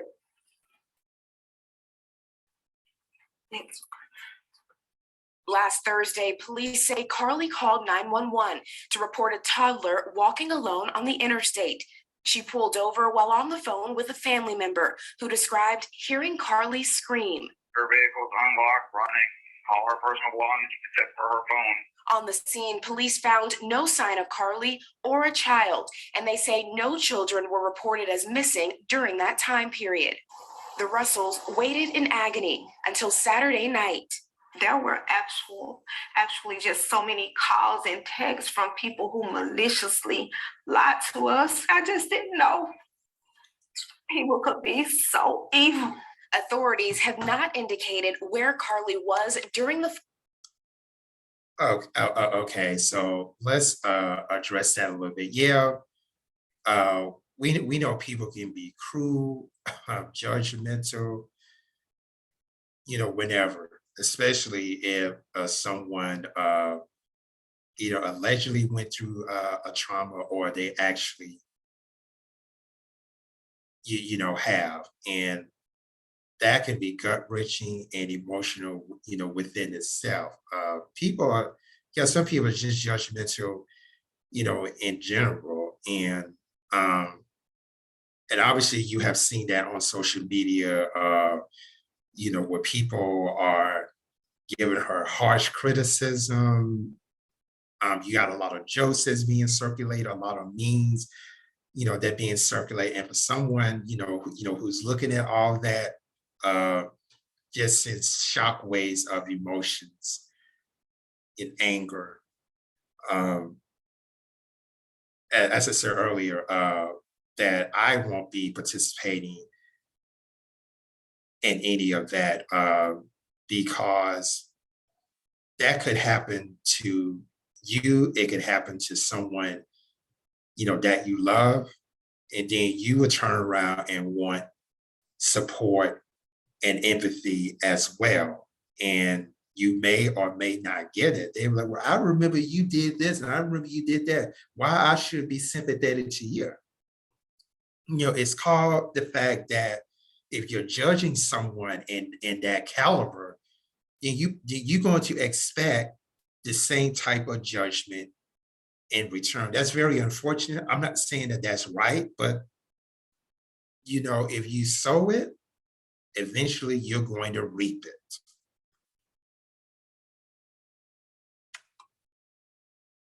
48 hours she was missing, or what her parents declined to share what their daughter told them, citing the ongoing investigation. And can you tell me what happened Saturday night? Did you just get a knock at the door? Anything leading to the case itself, we can't discuss that. But they say speculation about the circumstances surrounding Carlee's disappearance are only making things worse. She's having to deal with the trauma of people just making completely false allegations about her. Her family now urging the public to let the investigation play out, but mentioning an abductor. Her mother asking to read a brief message to the public. Carlee has given detectives her statement, so that they can continue to pursue her abductor. Do you believe that there's an abductor still out there? Absolutely. Absolutely. NBC News has reached out to the Hoover Police Department to ask whether they're looking for an individual involved. Police have just said they're following up on all information provided by Carlee. And when I talked to you all on Saturday, you also said your daughter is a fighter and she would find a way back to you. I felt that in my heart. Is that what happened? She did. She found her way back to us. Now, notice here in this video how the father is looking. His body language was like, no, this is not what it appears to be. And you notice that Carlethia is the one that's doing all of the talking, and he's saying like basically nothing, but his body language is kind of saying something else, like something is off, something is not right. But as a parent, you want to believe your child. When your child tell you that something is wrong, you want to believe them. That's a parental instinct. Even if when it comes to your spouse said, something is wrong, a loving spouse would, be supportive. So this is nothing new, but pay attention to Mr. Carlos Russell rather. Pay attention to his body language. However, we can't discuss the details of that. But they say one thing is clear. Do you believe she was fighting for her life? Oh, she definitely fought for her life. There were moments when she physically had to fight for her life, and there were moments when. Notice that the reporter have asked that question twice. Was she fighting for her life? It's kind of I mean, it's kind of unusual, maybe it is, or maybe it's not unusual that a reporter would ask the same question twice. Being an investigative podcaster and researching various issues, I usually, when I'm interviewing people, on a particular topic, I usually don't ask the same question twice. Unless I kind of missing something. I was like, well, can you say that again? If I like totally missed something that was like obviously important, then I would probably do that. But in two different instances, the reporter asked the same question twice. So I kind of find that a little bit strange that the reporter would ask the same question twice. So that's just an observation, not a concluding or something that's like the gospel truth. It's just an observation. And she had to mentally fight for her life. But she made it back to you. She made it back. Yeah, she did make it back. All right, Priscilla, so investigators are obviously busy on this case. What are they looking into going forward? Yeah, Hoda, right now they're analyzing that initial 911 call and also that traffic cam video showing that car driving on the interstate very slowly with its flashers on, believed to be Carlee's car. And of course, they're looking at the evidence from the crime scene, including the car and her cell phone, which Now, mind you, this video has taken place the day before Hoover police had that press conference. And according to the report, it said the Hoover police is looking at the surveillance video, and you saw in the press conference that that video was analyzed and that it showed no evidence of an abductor. It shows no evidence of a toddler being on the side of the freeway. It shows no evidence of an actual abductor. But what it does show is, is her car coming off of I-459 with the flashes blinking at mile marker 11, where the sign for Alabama State Highway 150, Bessemer, Hoover, is at. So, I mean, you saw that for yourself. I'm not making this up. You saw that for yourself. was found on the roadway nearby. Police say that they have been able to account for all of her steps leading up to her disappearance, but those 48 hours when she was gone still remain a mystery. So I think everybody is in consensus here, whether it's local media or national media. It has been determined that we know what happened the 1 or 2 days prior to Carlee being before. We know what happened a day or two before she disappeared, and we know what happened after she reappeared or she was found safe, as the police said. But though that 48 or 49 hours, we don't know, the media don't know, and the police don't know. But that's one of the things that they are focusing on right now. So, we know what happened before she disappeared. We know what happened after she disappeared, but that middle part, that 49 hours of her disappearance, as they said, remains a mystery. We don't know what happened. And that's one of the things that they are investigating on. Let's conclude here. Yeah, leaving behind her phone, her pocketbook, and all those things, a lot of things that investigators are looking into. Priscilla, thank you.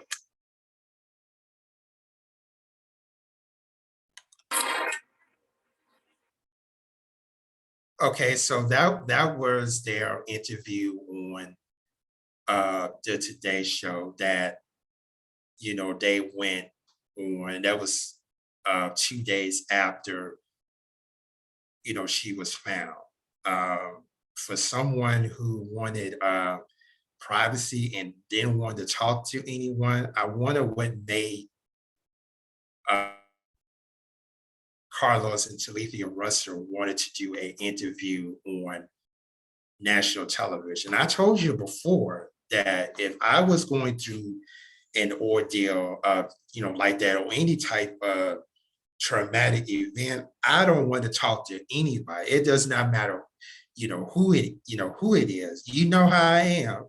Some of you who that know me, if I'm, going through something, 9 times out of 10, you probably won't hear me for, a couple of days. I don't want to talk to anybody. I don't want to talk to anybody on the phone. I don't want to talk to anybody, on social media, and definitely don't want to talk to any reporters. Because I'm going through something major, and I need time to like calm down, get my anxiety, down before I talk to anybody. So you're probably not going to hear from me, in a couple of days. That's just how it is. But for someone who wanted to have privacy, why are you on a national talk show? I'm just saying. I'm not indicating that something is wrong, but obviously I think the police is stating the obvious without stating the obvious. They want to make sure that they tie in all loose ends of the investigation before they come out and say, whether or not this abduction has actually taken place. Okay, so that's, and then a day later, after this interview, they ended up having the press conference. Now, we're going to go here, and as I said earlier, I pull a couple of today's. I pull a couple of Today Show videos because that's what the parents had interviewed with, and we're going to see what they said after the new evidence had came out. Let's listen.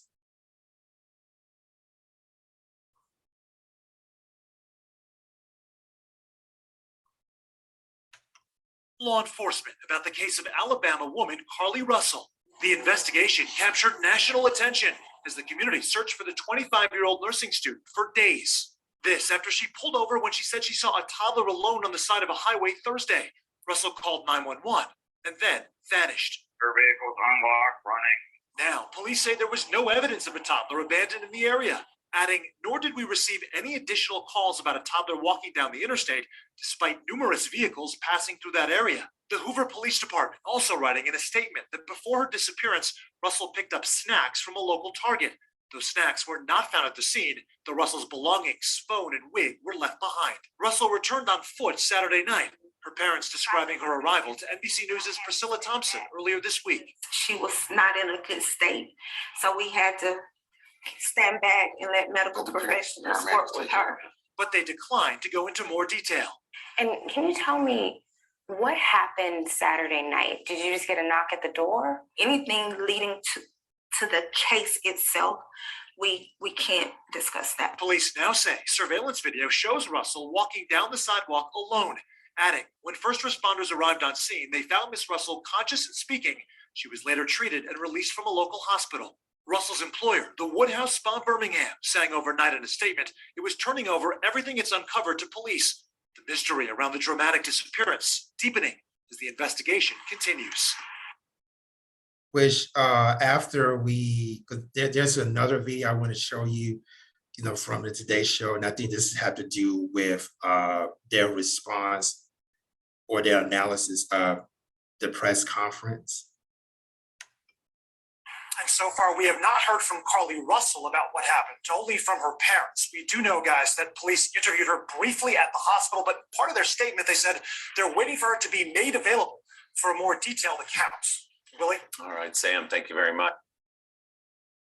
Okay, so I think at this point that the people at NBC News is getting kind of suspicious. You really got to watch the body language. As I told you for the previous video, watch Carlos Russell's, body language. It's telling a different story from what the mother Carlethia, is saying.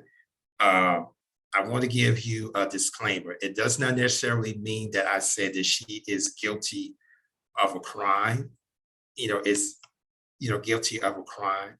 And sometimes we have to look at the mental cues, a person, is sending. They may tell a different story than what's actually being said or what actually being reported. And so any person that is investigating a case of this caliber is going to look for all possible scenarios. And like I said, they're doing the process elimination. They get hundreds of tips that are coming in. So they're doing the process elimination, and they're throwing out things that bears no evidence or the claim is not what it is. They'll throw it out, but they'll keep the ones that have some sort of relevance or is tied in with some type of evidence. Last, we're going to look at the last video on here from the Today Show, where they're saying that police is unable to verify initial statements behind Carlee's disappearance.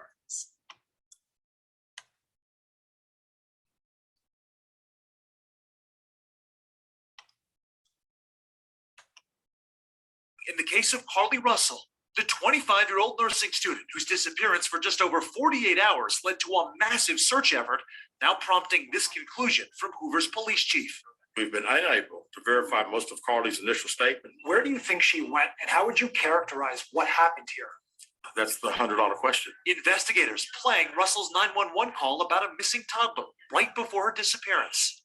Hi, I am on Interstate 459, and there is a kid just walking by themselves. She described a child who didn't appear to have pants or shoes on and told police she tried to get out of her vehicle to help the toddler.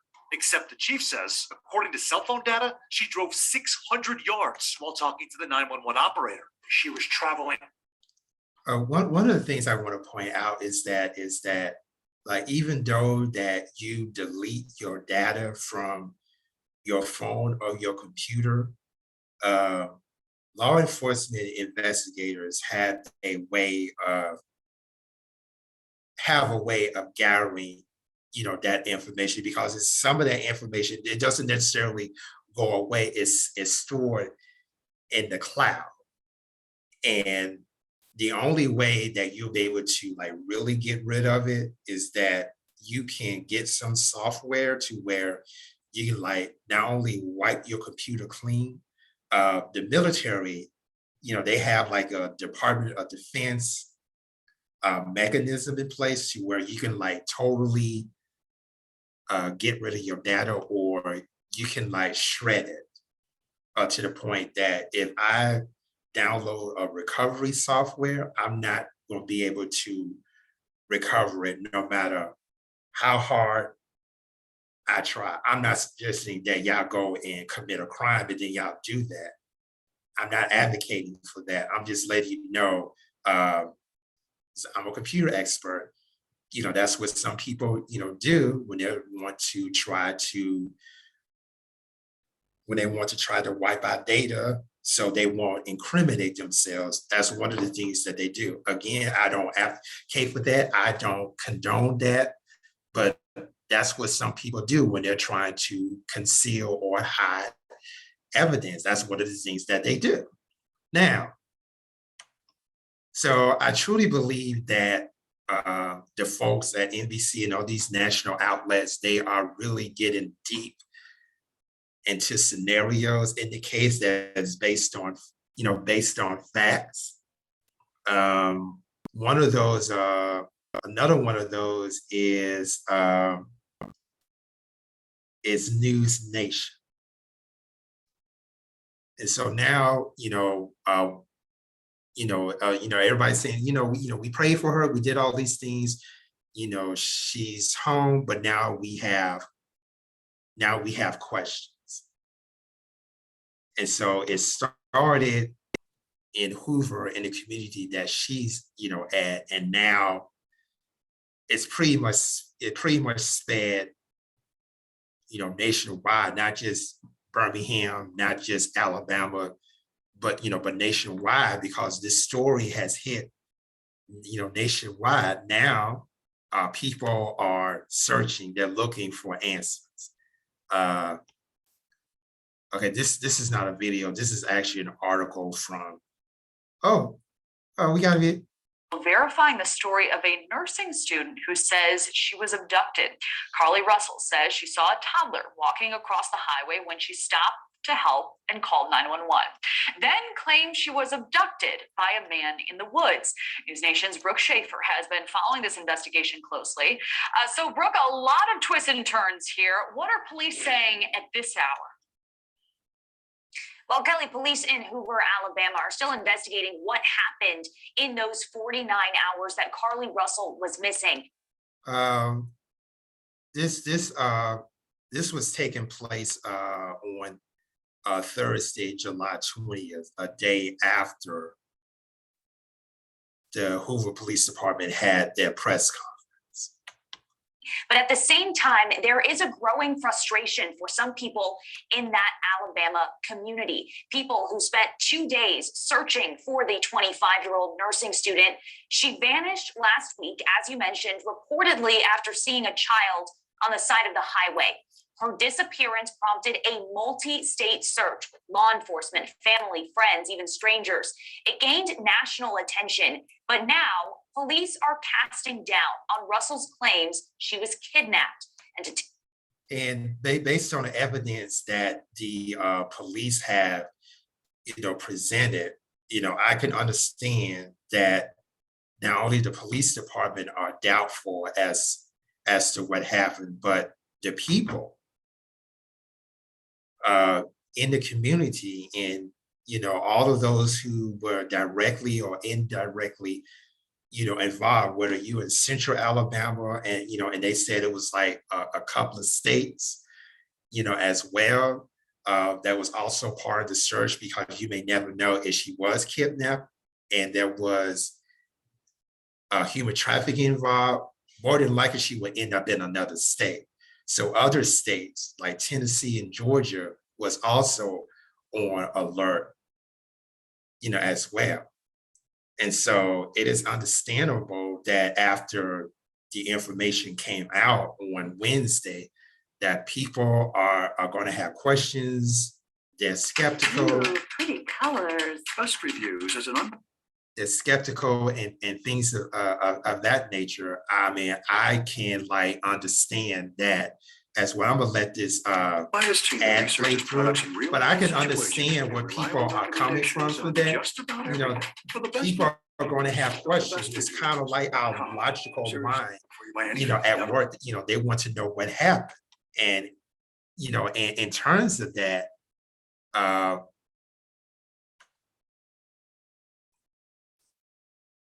mean, emotions are running rapid. I need to get back to this because Well, police in Alabama say they are having trouble verifying the story of a nursing. Okay, I'm going to play this again because I don't think it went all the way through. So I'm just going to play it again. But like I said before, it's our logical instinct to really know, what happened.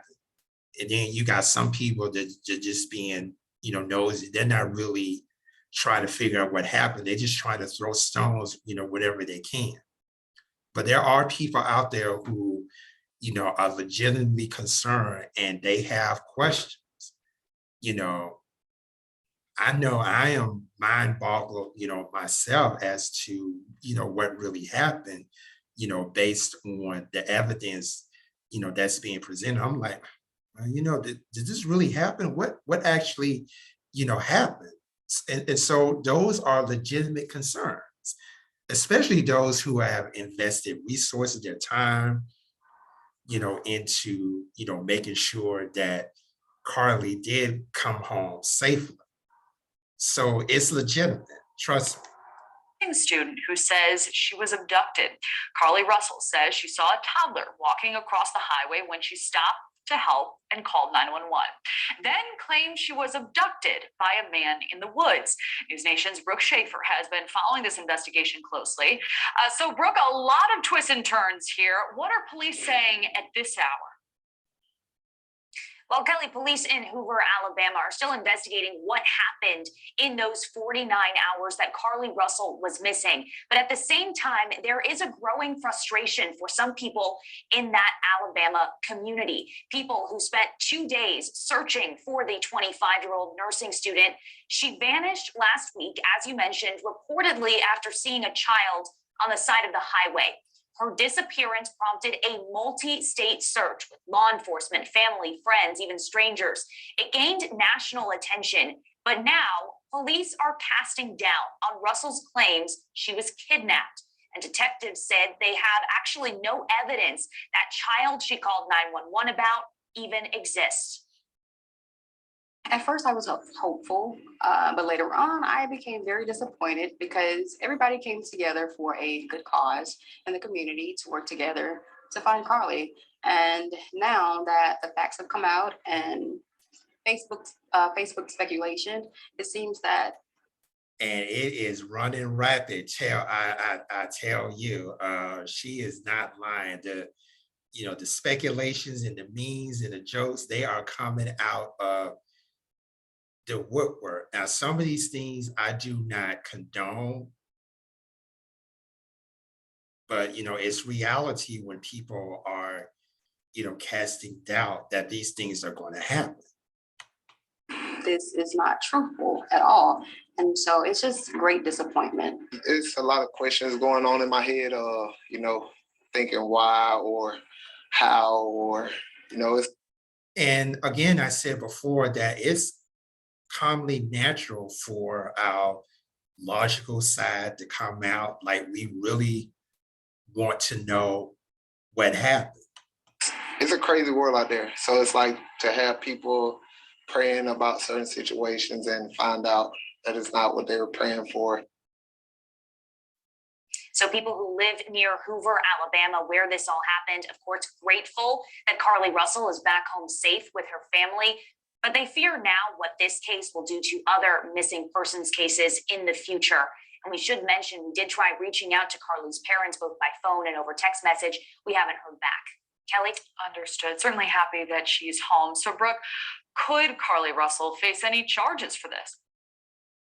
Yeah, that's a big question right now. In a press conference with police in Hoover, Alabama, the police chief said that they hadn't really gotten to that point yet to be able to think about any So while there's enough evidence that came out that they said that it could be a possibility that she had fabricated the whole thing, but they don't want to come out and really say it until they have tied, all the loose ends. So right now, that's kind of like the $1 million question.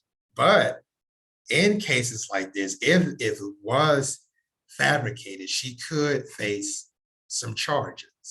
Not to mention the fact that if it was confirmed that she actually took items from her place of business, she pretty much could be charged with petty theft, which is a misdemeanor, and she could be charged with falsifying a 911 call or lying to police, which is also misdemeanors.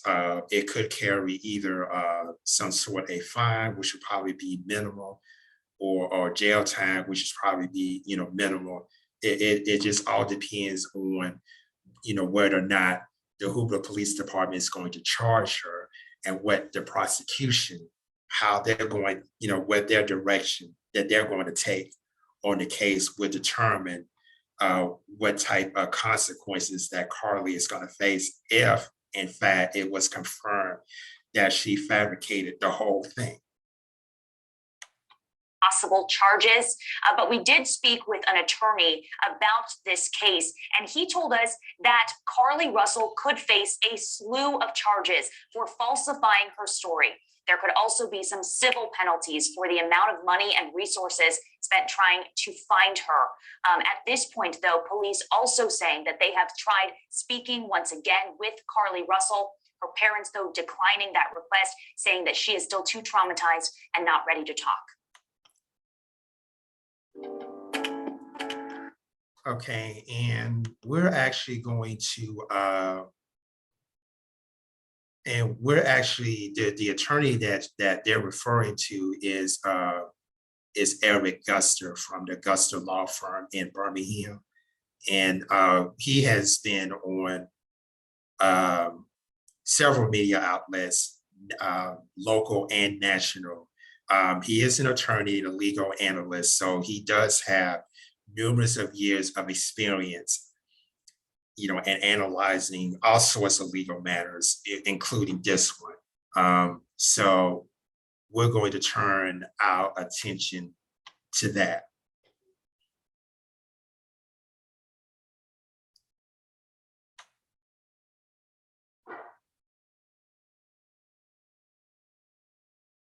As soon as I get it loaded.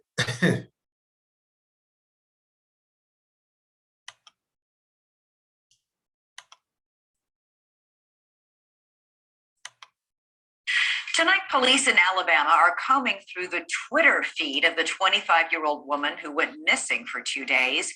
In the 40 minutes leading up to her disappearance, Carlee Russell wrote a series of tweets.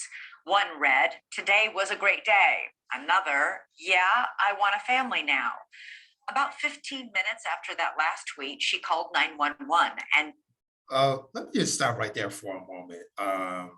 Let me just stop there. Some people are so stupid, right? Like, you committed a crime, but you're going to do a post on social media, maybe a video on TikTok, or even tweet. So in this case, they found her tweeting moments before she disappeared, which the police said that they found that strange or it's suspicious. Why are you doing that? You know that if you're involved in something that you have no business involved in, don't you know law enforcement is watching social media as well? Yes, they're watching social media. They're watching what you search on the search engines. They're watching what you comment on, or post on social media. They're watching your videos, whether it's YouTube or TikTok. They're watching. They're watching all of that stuff. We're anesthesiologists, surgeons. They're watching all of that stuff. So be careful what y'all post, because sometimes some of the stuff y'all post, y'all end up incriminating, yourself. Now we don't know if this was a cry for help, or the police would say, this evidence can be used against you in the court of law. We don't know. Okay, after this 10-second video, 10-second advertisement, we'll get back to the recording. Emergency medicine physicians, pain management specialists. We're the largest provider of doctors into first-tier U.S. residencies. St. George's University School of Medicine. Yeah, I know this is the first podcast I ever done in which we're actually dealing with actual commercials. On here, it's crazy. Tonight, police in Alabama are combing through the Twitter feed of the 25-year-old woman who went missing for 2 days. In the 40 minutes leading up to her disappearance, Carlee Russell wrote a series of tweets. One read, "Today was a great day." Another, "Yeah, I want a family now." About 15 minutes after that last tweet, she called 911 and vanished for 2 days before showing up later at her parents' home. She says she was kidnapped, but police have presented evidence that reveals serious holes in her story. News Nation correspondent Elizabeth Pran is live with more. Elizabeth, police have said they wanted to speak to Carlee again, but I do apologize for the noise. We'll keep going. she refused to cooperate. Any updates? No, you're exactly right, Elizabeth. In fact, the police chief said that he will not release any details of this investigation or complete it until he has all the facts. And right now, he simply does not have the cooperation of his key witness. Saturday will be a week since Carlee Russell's safe return home, but police say they're not searching for an abductor, an 18-wheeler, an orange-haired man, or a toddler. The person they wish to speak with is Russell. We pretty much know exactly what took place from the time she left work until she got on the 911 call, and we can see getting out of the car on the interstate from that footage. And after that, I think she only does. We don't know. Trial attorney Eric Gusser is local to the Birmingham area, but not involved in the case. He says the list of potential charges is not short. She could be charged with theft because there's an accusation that she stole items from her job. She could be charged with filing a false police report. She could also be charged with making false statements. Anytime that a person makes a false statement to an officer. Now notice that he said, that she didn't actually lie, but allege. That's pretty good because we know that based on the facts, it could be a possibility that Carlee did lie, but it was not made official by the Hoover PD. So until then, we have to use the word allege. During the interview, they can be charged because they lied. And based upon the interview information that they received from her in the press conference, they said they didn't believe it. New attention given to her social media tonight, particularly her tweets. She sent several in the 40 minutes leading up to her disappearance. Yeah, I want a family now. Someone to tell you I love you and don't got a reason. Today was a great day. God be looking out, I'm telling you. And the Google searches. The term. You have to pay for an Amber Alert, the term. How to take money from a register without being caught. A search for the movie, Taken. People volunteered in droves to search for Russell during those hot days. A $60,000 reward. Chick-fil-A donating thousands in food and water, not counting the federal assistance and cell phone data retrieval. Easily 6 figures. They were all hands on deck when there was a report made that a citizen of Jefferson County, Alabama, was kidnapped from the side of the road. I am certain everyone who was on vacation, everyone who called time off, had to show up to help find this young lady. Elizabeth, one of the biggest pieces of frustration is that there are more than 500,000 people who go missing every year in the United States, and they don't necessarily get the slew of attention that they're seeing, which is why you're seeing a lot of folks just looking for some answers. Yeah, a lot of people. What do we know about the boyfriend, Carlee's boyfriend in this case? Is he speaking or cooperating? It's such a great question because initially he was quite vocal. We saw him post on social media as soon as she went missing. And in fact, initially on Sunday, he said she was literally fighting for her life for 48 hours, Right. leave her alone, give her time. Well, Elizabeth, now those posts have been deleted and we haven't heard from him. And we also haven't heard from the family. So a lot of silence right now. I'm sure they're dealing with a lot. Elizabeth Pran, thank you. That is a good question. That is a good question. That one day you have Carlee's boyfriend. First up at 5, a story They're posting. He's posting on social media. He's very concerned, and then all of a sudden he deleted all of the tweets, and we have not heard, anything from him. We have no idea, what led to that, at all. That you're one moment that he was standing behind Carlee, and all of a sudden he deleted, all his posts on social media and just like this and nothing. Nothing. Again, I'm not going to speculate as to, what happened. But one of the things I'm really concerned about is that how this is going to affect missing person cases in the future. I think I should have one more video from News Nation that talks about that. So we're going to get into that.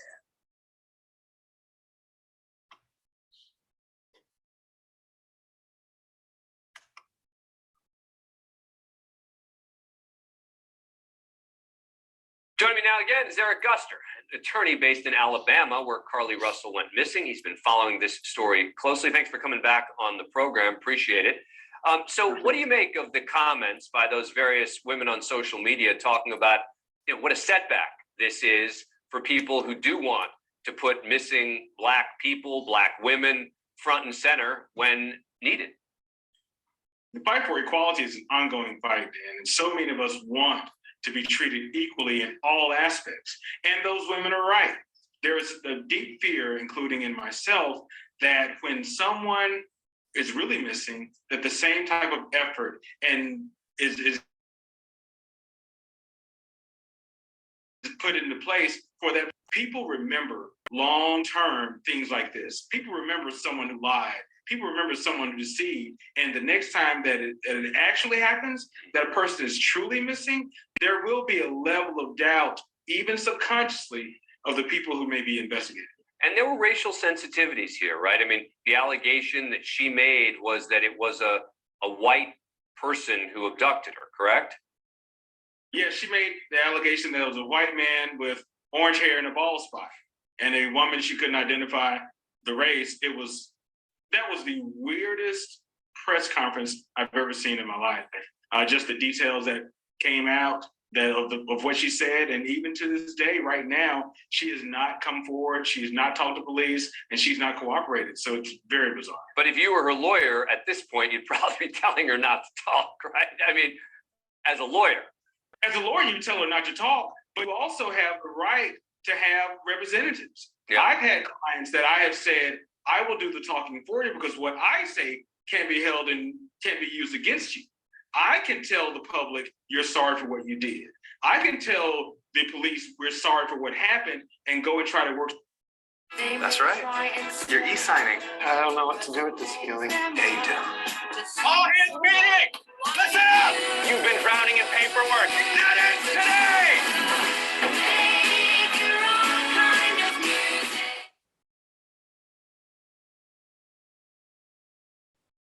Yeah, I could see at this point that I could see at this point that she's definitely going to need an attorney, because I would think that, you know, that even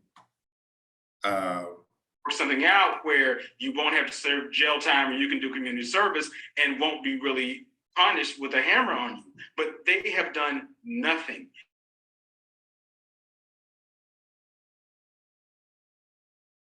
To insist she was abducted. So they did. Yeah. Several of them. Facebook posts and TV commentary. It's so bizarre. Eric Guster, thanks for coming back. Appreciate it. And addressing some of the things that was mentioned in this video, you know, and I think that if it was confirmed that Carlee did fabricated the whole thing, it's going to have negative consequences when another story comes out that a person is missing, particularly an African-American woman, and people are probably subconsciously, as Attorney Eric Guster has said, subconsciously, you know, they're going to have, you know, some doubts. But I think that there are going to be people out there that says, you know, if another person is missing, you know, hey, I'm going to go out, I'm going to volunteer my time, I'm going to volunteer my services. I don't think that you're going to have, you know, a lot of people say, well, you know, I'm not going to, you know, help find this person. Whether they're lying to you, I don't think that that's going to happen, but you are going to have some people that are going to have doubts, whether it's consciously or subconsciously. That's just reality. I don't, we can, you know, escape that. We already know for a fact that when a Black woman gets, end up being missing, that they don't receive a lot of coverage as if a white woman does. We know that already. I've seen time and time again to where, white women get missing and they don't receive the amount of coverage that this case has, received. I'll leave that to your own judgment as to, why, that is the case, but it's kind of obvious. It's kind of obvious. And Eric Gusser said it himself that, race basically plays in every aspect of our society. And that some people are more privileged than others when it comes to the majority of the things that we have to deal with every day, even, the type of services, that we get. For example, say that a loved one comes up, missing. We've seen in the past that, both, cases, a white woman versus a Black woman being treated, differently. Whereas one, gets national coverage and another does not hardly get little to no coverage, at all. So yeah, I get that. But Hoover PD did say that, if another Black woman was missing, comes up missing, they would do it all over again. They would put out the full resources. Those of you who's watching the press conference on TV, you heard it for yourself. But seeing is believing.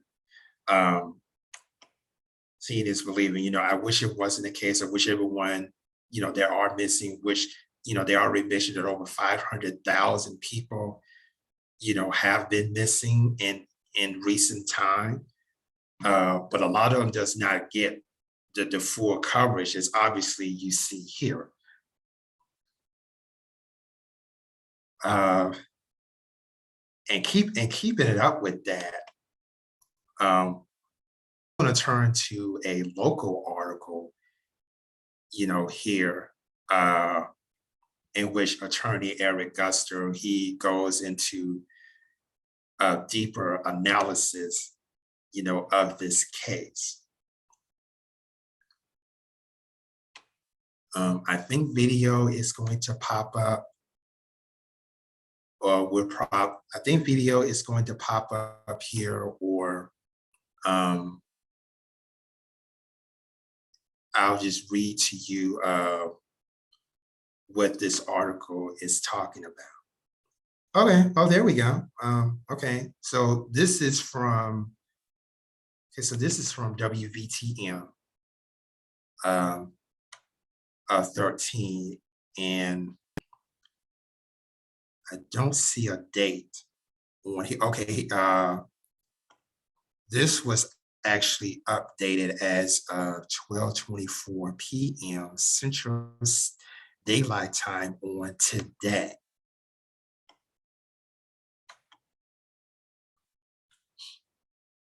The Carlee Russell case has caught the attention of the nation for the last week. It was a week ago she vanished on I-459. Carlee telling police she stopped to help a child on the side of the road, and then she was killed. She would escape days later in West Hoover. Carlee says she ran through the woods until she made it back home. That was late Saturday night. Hoover police do not believe a child was on the side of the road at any point. Carlee's call was the only report they received last week. So what's next? WBTM 13's Lisa Crane has been following this story closely for the past week. And she joins us live again in Hoover this evening with an interesting perspective tonight on. So, I wanted to give you a national perspective and a local, perspective, and you can kind of weigh in to see if both perspectives, both the local and the national, are aligned with one another. So, I mean, so far it appears to me that both perspectives are on the same plane of alignment. Just about everything that we know so far. Yeah, so many shocking details came out of that press conference yesterday. It was a lot to process, but we know police are still investigating this. So this was actually So this was actually taped on Thursday, as indicated, what the reporter here is saying, the press conference, yesterday's press conference, which indicated that this video was recorded and presented on Thursday, July 9th, Thursday, July 20th. Case. They did tell us yesterday they really couldn't corroborate any of the details Carlee Russell had given them. We spoke to a Birmingham attorney today to get his take on it. That's what I think.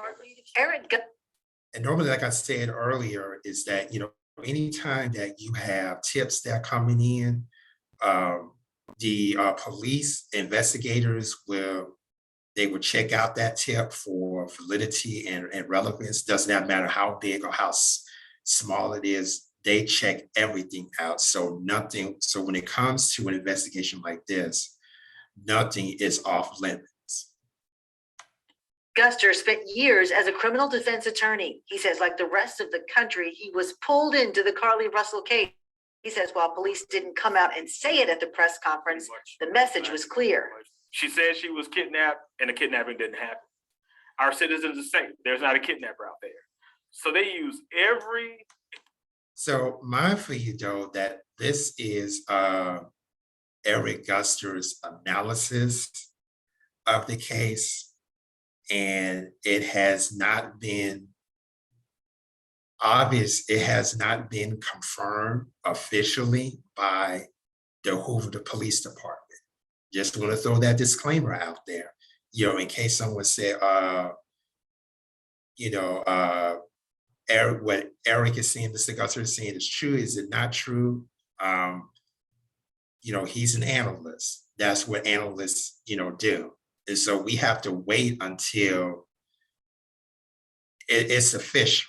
But let's be clear, the evidence is out there to suggest that it may very well head into that direction. But we won't know for sure until we hear more from Hoover PD. Almost synonym for lie, except saying she lied. He says the search for Carlee wasted the time and money of law enforcement and concerned community members. The father of murder victim Anaya Blanchard wrote about it on his Facebook page, saying his wounds had been reopened and it wasn't okay to bring his family into the search. Matt? And we're going to talk about that in a minute because Anaya Blanchard's mother, Angela Harris, released a statement on, I think it was on TikTok or YouTube or something like that. We'll play that. But sometimes when you have cases like this and you have, a loved one who, you have someone who has a loved one that goes through this, it does trigger or re-trigger a lot of emotions. And me personally, I don't think that it would take every ounce of strength to say, okay, even though that the person that I love is gone, I'm going to help find somebody else so it won't happen, to them. You do have people, they're like that. Like, for example, let's say that you lost a loved one to gun violence. Those folks would be your greatest advocates.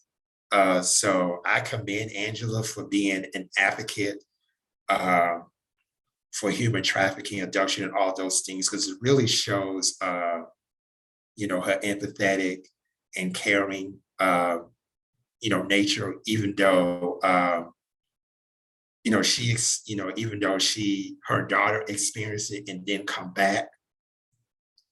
I think some people would probably, want to, to do that. But again,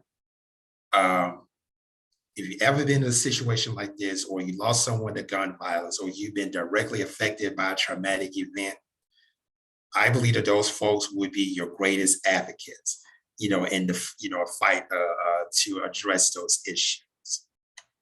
Imagine going and searching for someone and they're off doing something else and they're never in danger. And you're thinking about saving this person's daughter and yours was not saved. Beyond angry, super livid, that would be me. Guster says he worries this case could affect future missing persons cases. It's going to be much more difficult for, and it may actually decrease the number of actual reports of things because people are already afraid that they won't be believed. He says right now Carlee needs an attorney to advise. And he's right. And he's right about that. Simply because we're dealing with a lot of superficial judgmental people. They obviously, going to have doubts. They're going to have questions. Some of it are relevant. Some of them are not. Some of them are legitimate. Some are not.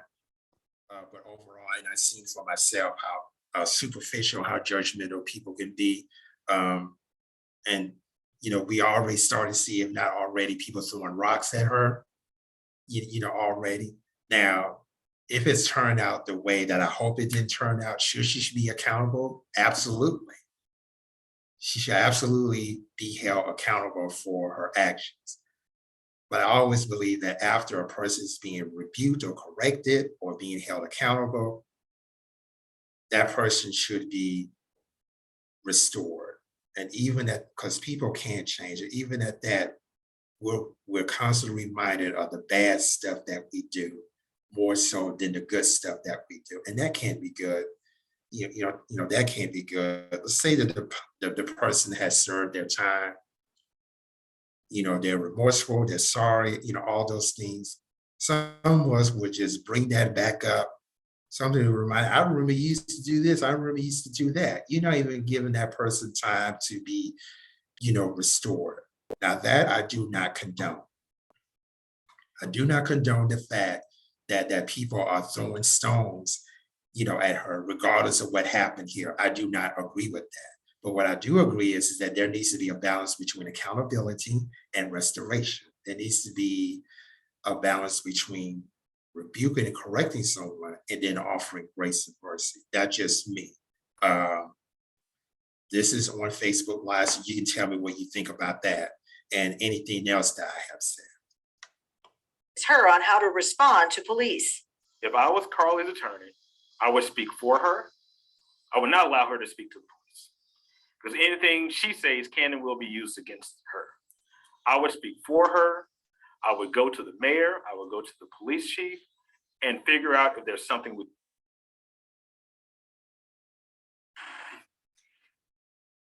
And I definitely agree with that. I think at this point that Carlee would definitely need an attorney at this point, because the more that she opens her mouth on her own, whatever she said can and will be used against her in a court of law, and not necessarily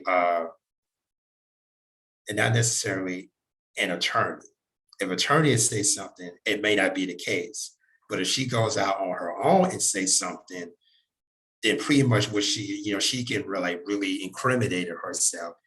And anything that her parents, say, and if the story didn't check out, then they're going to be looking at the parents, as well. And they need to be watching, what they say as well, because they could be very well say something and incriminate Carlee at the same time. So yeah, I agree.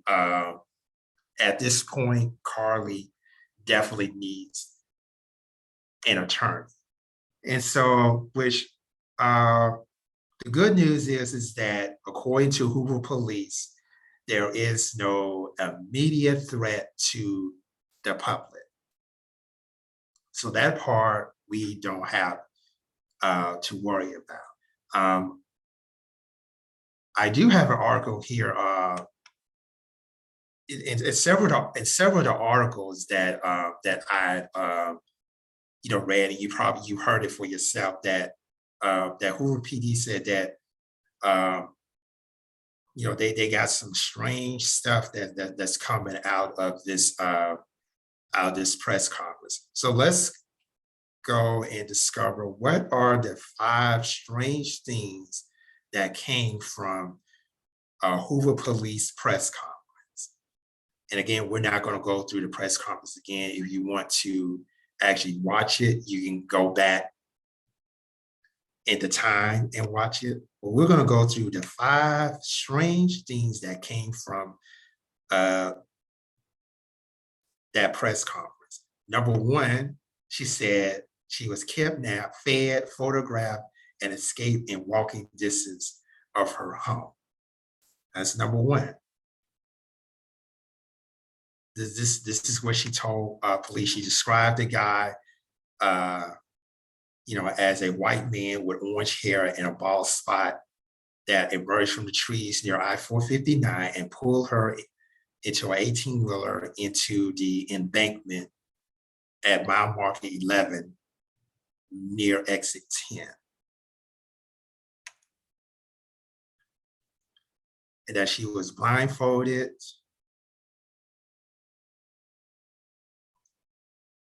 She was not, her wrist was not obstructed. She does not remember any type of physical or sexual contact, with the kidnappers, that the woman that she couldn't identify played with her hair, those things. That's the first thing that the police found strange. Number 2, she had $107 in her sock. We don't know exactly where that came from. It was alleged that she had concealed the money from her place of business, as indicated by the Google search, "How do you steal money and get away with it?"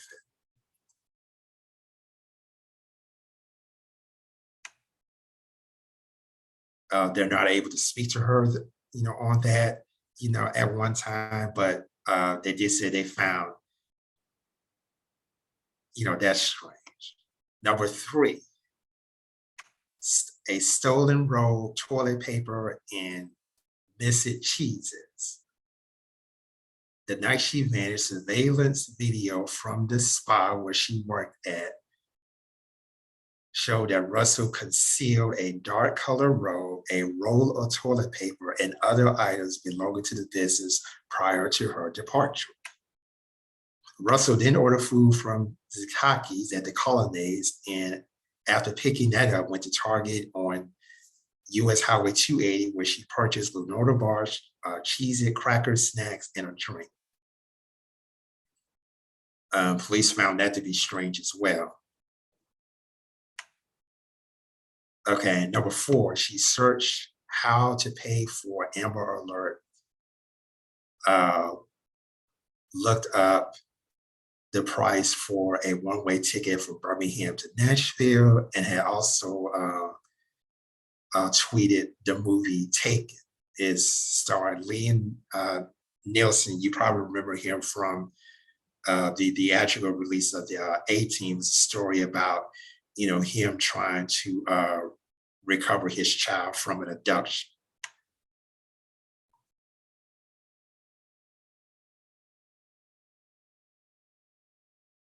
So according to this press conference, 2 days later, before Russell disappeared, the term "do you have to pay for the Amber Alert" was searched. The day of her disappearance, the term "how do you take money from cash registers without getting caught" on the Q&A platform called Bridget was searched. That same day, the term Birmingham bus station was searched. Then a search for a one-way bus ticket from Birmingham to Nashville was conducted. And then finally, she was searching the movie Taken. There was also 2 searches related to Amber Alerts on a computer at the spa, including one regarding the maximum age for an Amber Alert. So all of these searches that we're seeing, was on a work computer. So it's not like your own private computer. It's a, it's a computer at a place of business, which more than likely is a public computer. And anytime that something of this caliber, happens, police can go in, they can get a warrant, and they can go in and they can search for anything that they want. So I can imagine that they went in and had a warrant and looked at the computers, looked at the surveillance video, and that's what they found here. So that's the fourth thing. And then finally, the fifth strangest thing that the police have uncovered was Russell drove the length of 6 football fields, 600 yards, which is equivalent to about a third of a mile.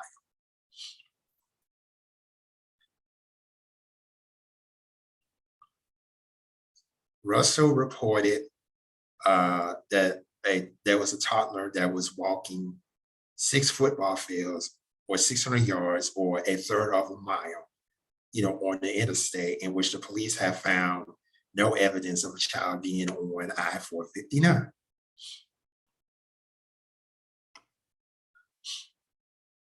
The data on Russell's phone, which includes an app called Life 360, shows that she has traveled approximately 600 yards in her car while she was on the phone with 911. Police chief pointed out that Russell drove the length of 6 football fields or 1/3 of a mile while making calls about spotting the child. This is what she reported.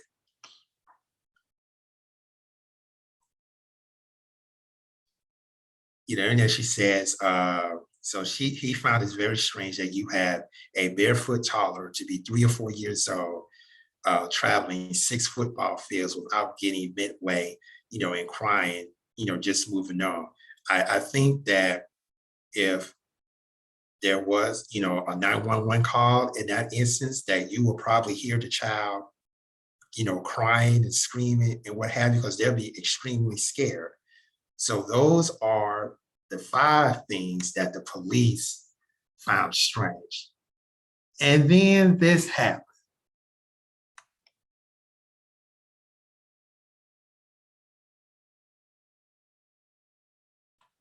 The place of business that Carlee Russell worked at before she disappeared made a statement.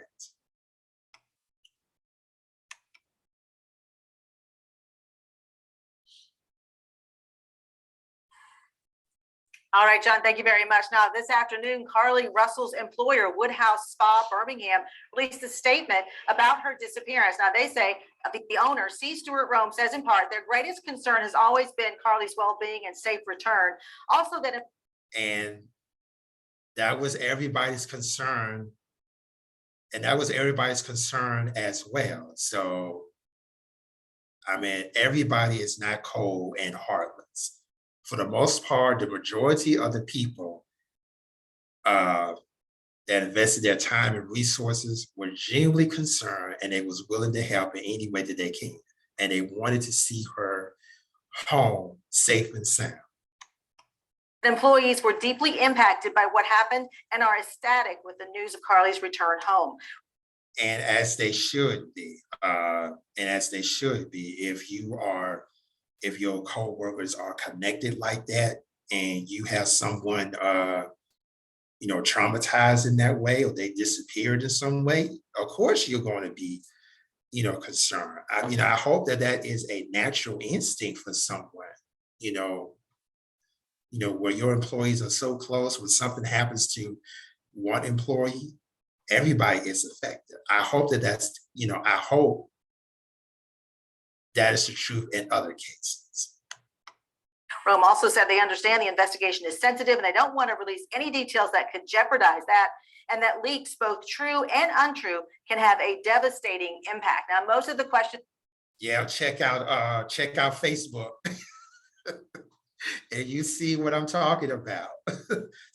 I mean, we got some stuff that is actually legitimate to some outrageous stuff. And I agree, sometimes that would have a devastating effect on the investigation. So please, y'all, watch what y'all say. We're hearing from the community here can be answered eventually by Hoover Police, and we hope to hear from them soon. Live in Hoover, Lisa Crane, WVTM 13. Since that statement came out, since that statement, hold on, since that statement came out, she was actually released from her job, when that statement, is made. And they're not sure whether or not they're going to press charges. But if they look at that video surveillance and if found out that that she has taken stuff from their place of business, more than likely they will press charges. Okay, and then finally, I want to bring this article to your attention. It's from an influential Birmingham blogger by the name of Donald Watkins. And he has a personal message to the vicarious critics of Carlee Russell, which was put out actually this morning. This was actually put out this morning. This is what he says. This personal message to the vicarious critics of Carlee Russell. It takes no courage to publicly berate a young, distraught woman whose tragic personal experience is subject more than one's interpretation. And believe me, there are a lot of interpretations out there. There's a lot of speculations out there. There's a lot of theories out there. But if you are doing investigation, you don't take all of that stuff lightly. Everything, all things should be taken into consideration. And again, they take all of these things and they carefully weigh it against the evidence that they have to see if it has any merit, or not. That's how you do a thorough investigation. So nothing is out the window. Moving on, he says, show me some real courage by taking a direct, firm, and public stand against the present-day forces of in-your-face racism, subjugation, and failed leadership in Alabama. In other words, he's saying, okay, y'all throwing stones at Carlee, but here's some things that y'all won't even talk about on social media. That's pretty much what he said. Here's some of the things that, were listed. How about we talk about the publicly criticized all-white 19 appellate judges in the Alabama appellate court system. How about that? Where only 26% of them are Black. Criticize the Confederate flag waving Chief Justice of the Alabama Supreme Court. If you are a Black lawyer with expertise in litigation, civil and criminal cases, lead the effort to disintegrate Alabama's all-white appellate courts. This would tell me whether you have balls or if you are just a talker. Number 2, publicly criticize the federal, state, and local officials who failed to force 6 industrial polluters to clean up the toxic polluters and have been killing hundreds of innocent men, women, and children who lived in North Birmingham and the city of Terrence since 1933. Number 3, publicly criticize Walter Koch, which is AKA Bluestone Coal, US Pipe, Alagasco, and all ABC Coal German company for knowingly polluting the air and ground at North Birmingham and the city of Terrence since 1933. Number 4, publicly criticize the failure of federal, state, and local law enforcement and government agencies to protect the lives of more than 4,000 residents of North Birmingham and Terrence from a slow, painful death from environmental pollutants in their neighborhoods. Number 5, publicly criticize Jefferson County, Alabama Circuit Judge Tamara Johnson, who is shielding the misconduct of the Drummond Company and Balchin Bingham law firm in the Oliver Robinson bribery case from public view for no good and valid reason. While you are at it, take a close look at Judge Johnson's largest campaign contribution and tell me what they have in common. Number 6, publicly criticize Alabama Attorney General Steve Marshall and his Republican political allies for continuing to overtly discriminate against Black voters by racially gerrymandering the state's new congressional redistricting map. Number 9, publicly criticize the complete lack of an economic empowerment agenda for African Americans in Alabama by federal, state, and local government officials. This is one of the reasons why Birmingham is dying. They have a link here. And okay, number 8. Oh, there's more. Number 8.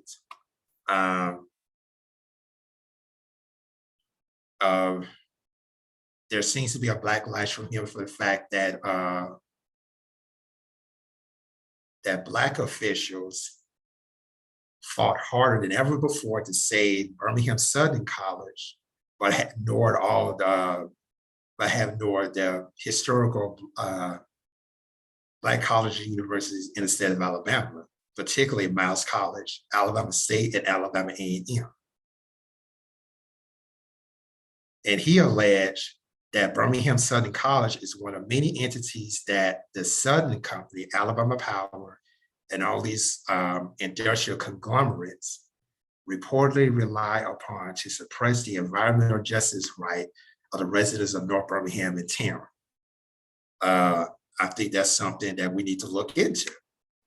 Number 9, publicly criticize U.S. Senator Tommy Tuberville for jeopardizing the readiness of America's armed forces with his ignorant political hold on promotions within the top military command and control structure. And finally, publicly criticize Alabama's legendary practice of engaging in the mass incarceration of African Americans and poor white criminal offenders. This practice amounts to a legal form of modern day slavery. Okay, so these are some valid issues that are not being addressed by the majority. 2 weeks from now, we're going to explore those 9 stories in full detail 2 weeks from today on Talk Show Presents. So be sure y'all tune in for that. Let's continue. Carlee Russell's critics should have grown some balls and publicly attacked one of the many conditions that is killing the future of African Americans, poor whites, women, and children in Alabama. In other words, they're saying that there are plenty of things to have backlash on. He doesn't believe that this should be one of.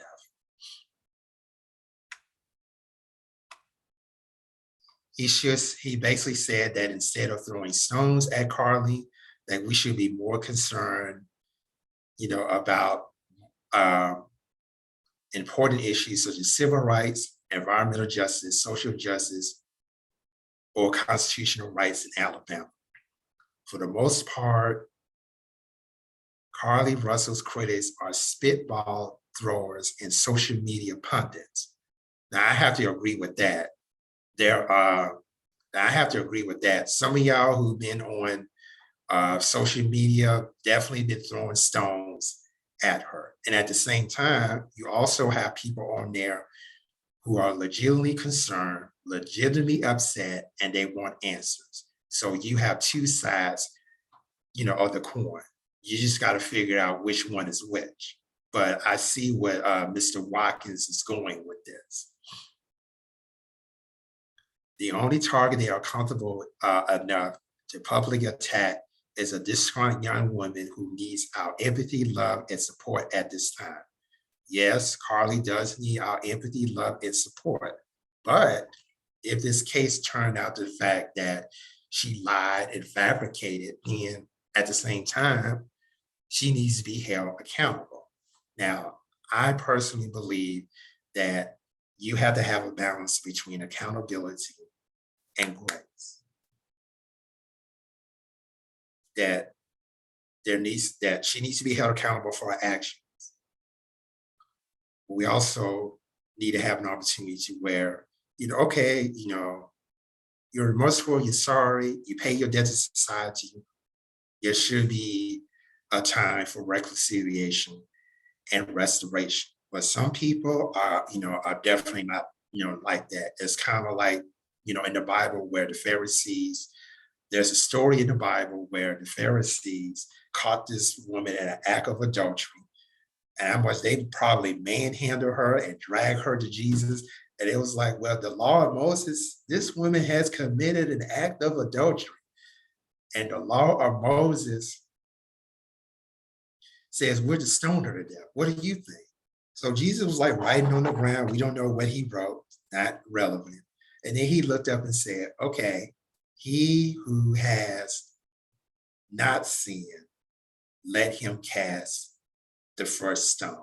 It's kind of like what Mr. Watkins, was saying.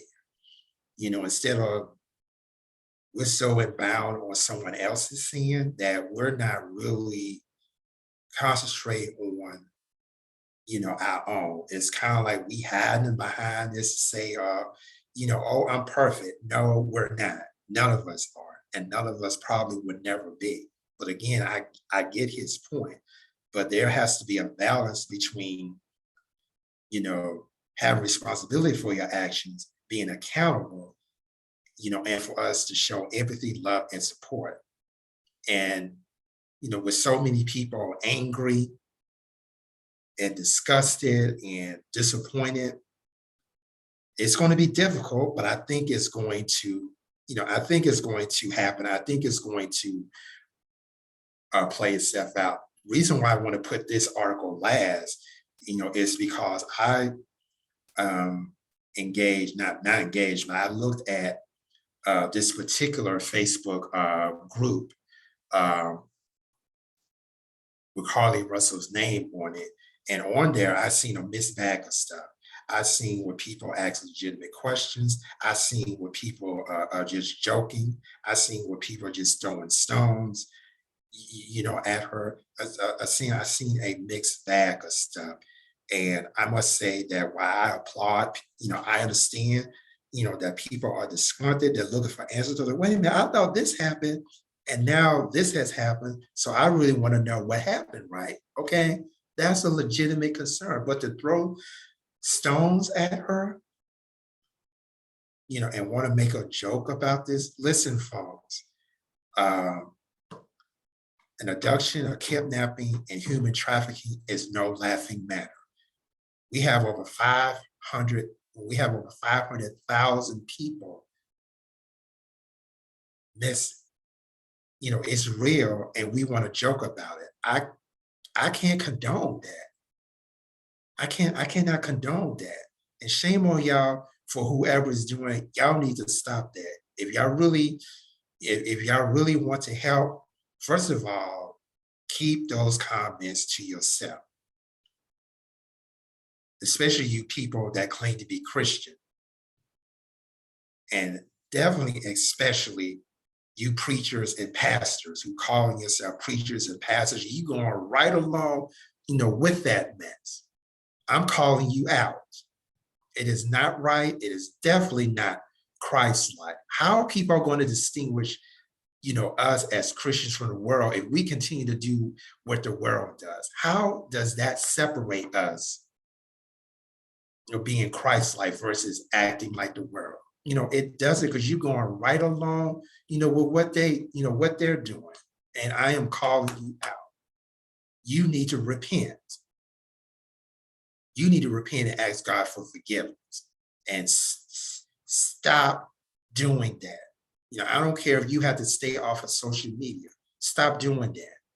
This is not Christ-like. It's definitely not moral. And I doubt whatever you're doing is ethical anyway. So y'all need to watch yourself. I do not, condone that. I would not engage in any of those type of, things that y'all doing on social media. Y'all need to stop it. If y'all really concerned, about what's going on, let the police and investigators do their job. And when they get that information, make sure you turn to your local TV or radio station where you can get answers. If you really want to wait, if you really want answers, to your questions, wait it out. That's what I'm doing. That's why I have not been commenting. That's why I have not been commenting on, Facebook, about this, because I didn't want to get caught up in that, that web of joking around and throwing stones and passing judgment. I don't want to be involved, with that. So that's why I have not commented. And that's why I'm coming to you, to present the facts as it was presented to us already so that people can get an understanding of what happened.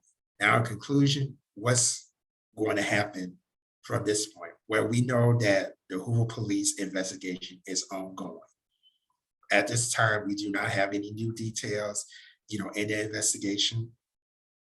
As soon as we have them, we will report it. But until then, I think hopefully that this is enough, information for you, to go by. You may have questions, you may have concerns. So we all just have to, to wait it out. And there has been some theories and some speculations that are going on. Like I said earlier, nothing is off limits, and I think everything should be taken into consideration. And so, with that, we're going to end right here. I hope that this was a lengthy podcast here, but I think that under the circumstances and the reporting that has come out of it, I think it was necessary for us to be here this long so that you can get caught up and up to date as to what has happened. And please feel free to post your questions and comments on Facebook, and I would address them as see fit. But again, I'm not being involved in throwing stones and passing judgment and responding to jokes and memes. I'm not going to do that. I'm strictly going to stay with the facts. I'm going to be gracious and merciful and empathetic as I possibly can. But I'm like the rest of y'all, I'm looking for answers too. And so I'm waiting to see when we get those answers. So please comment, ask your questions, how well of a job I have done, what some things I have missed out, let me know and I'll respond appropriately. Well, this is Keith Williams, and I hope that you have been informed and up to date as to what happened. When we get more information, we will do a follow-up. Until then, we just play the waiting game. Until next time, thank you so much for tuning in. Be sure to tune in next week. We got another great show for you. We will be talking about, there's another storyline that's coming up dealing with the Alabama Congressional Map Redistricting Plan. We'll be talking about that next week and get you caught up to date on that. And then the week after that, we're going to be revisiting that article of Donald Watkins, and we're going to explore those 9 or 10 things that we should be more concerned about instead of throwing stones at Carlee. That would be 2 weeks from now. So we got a lot of things to talk about. I hope that you will, continue to follow us on Facebook at www.facebook.com/Australian broadcast section, where you can keep up to date with all of the latest news and happenings that are making headlines. Until then, thank you so much for tuning in. Have a great weekend.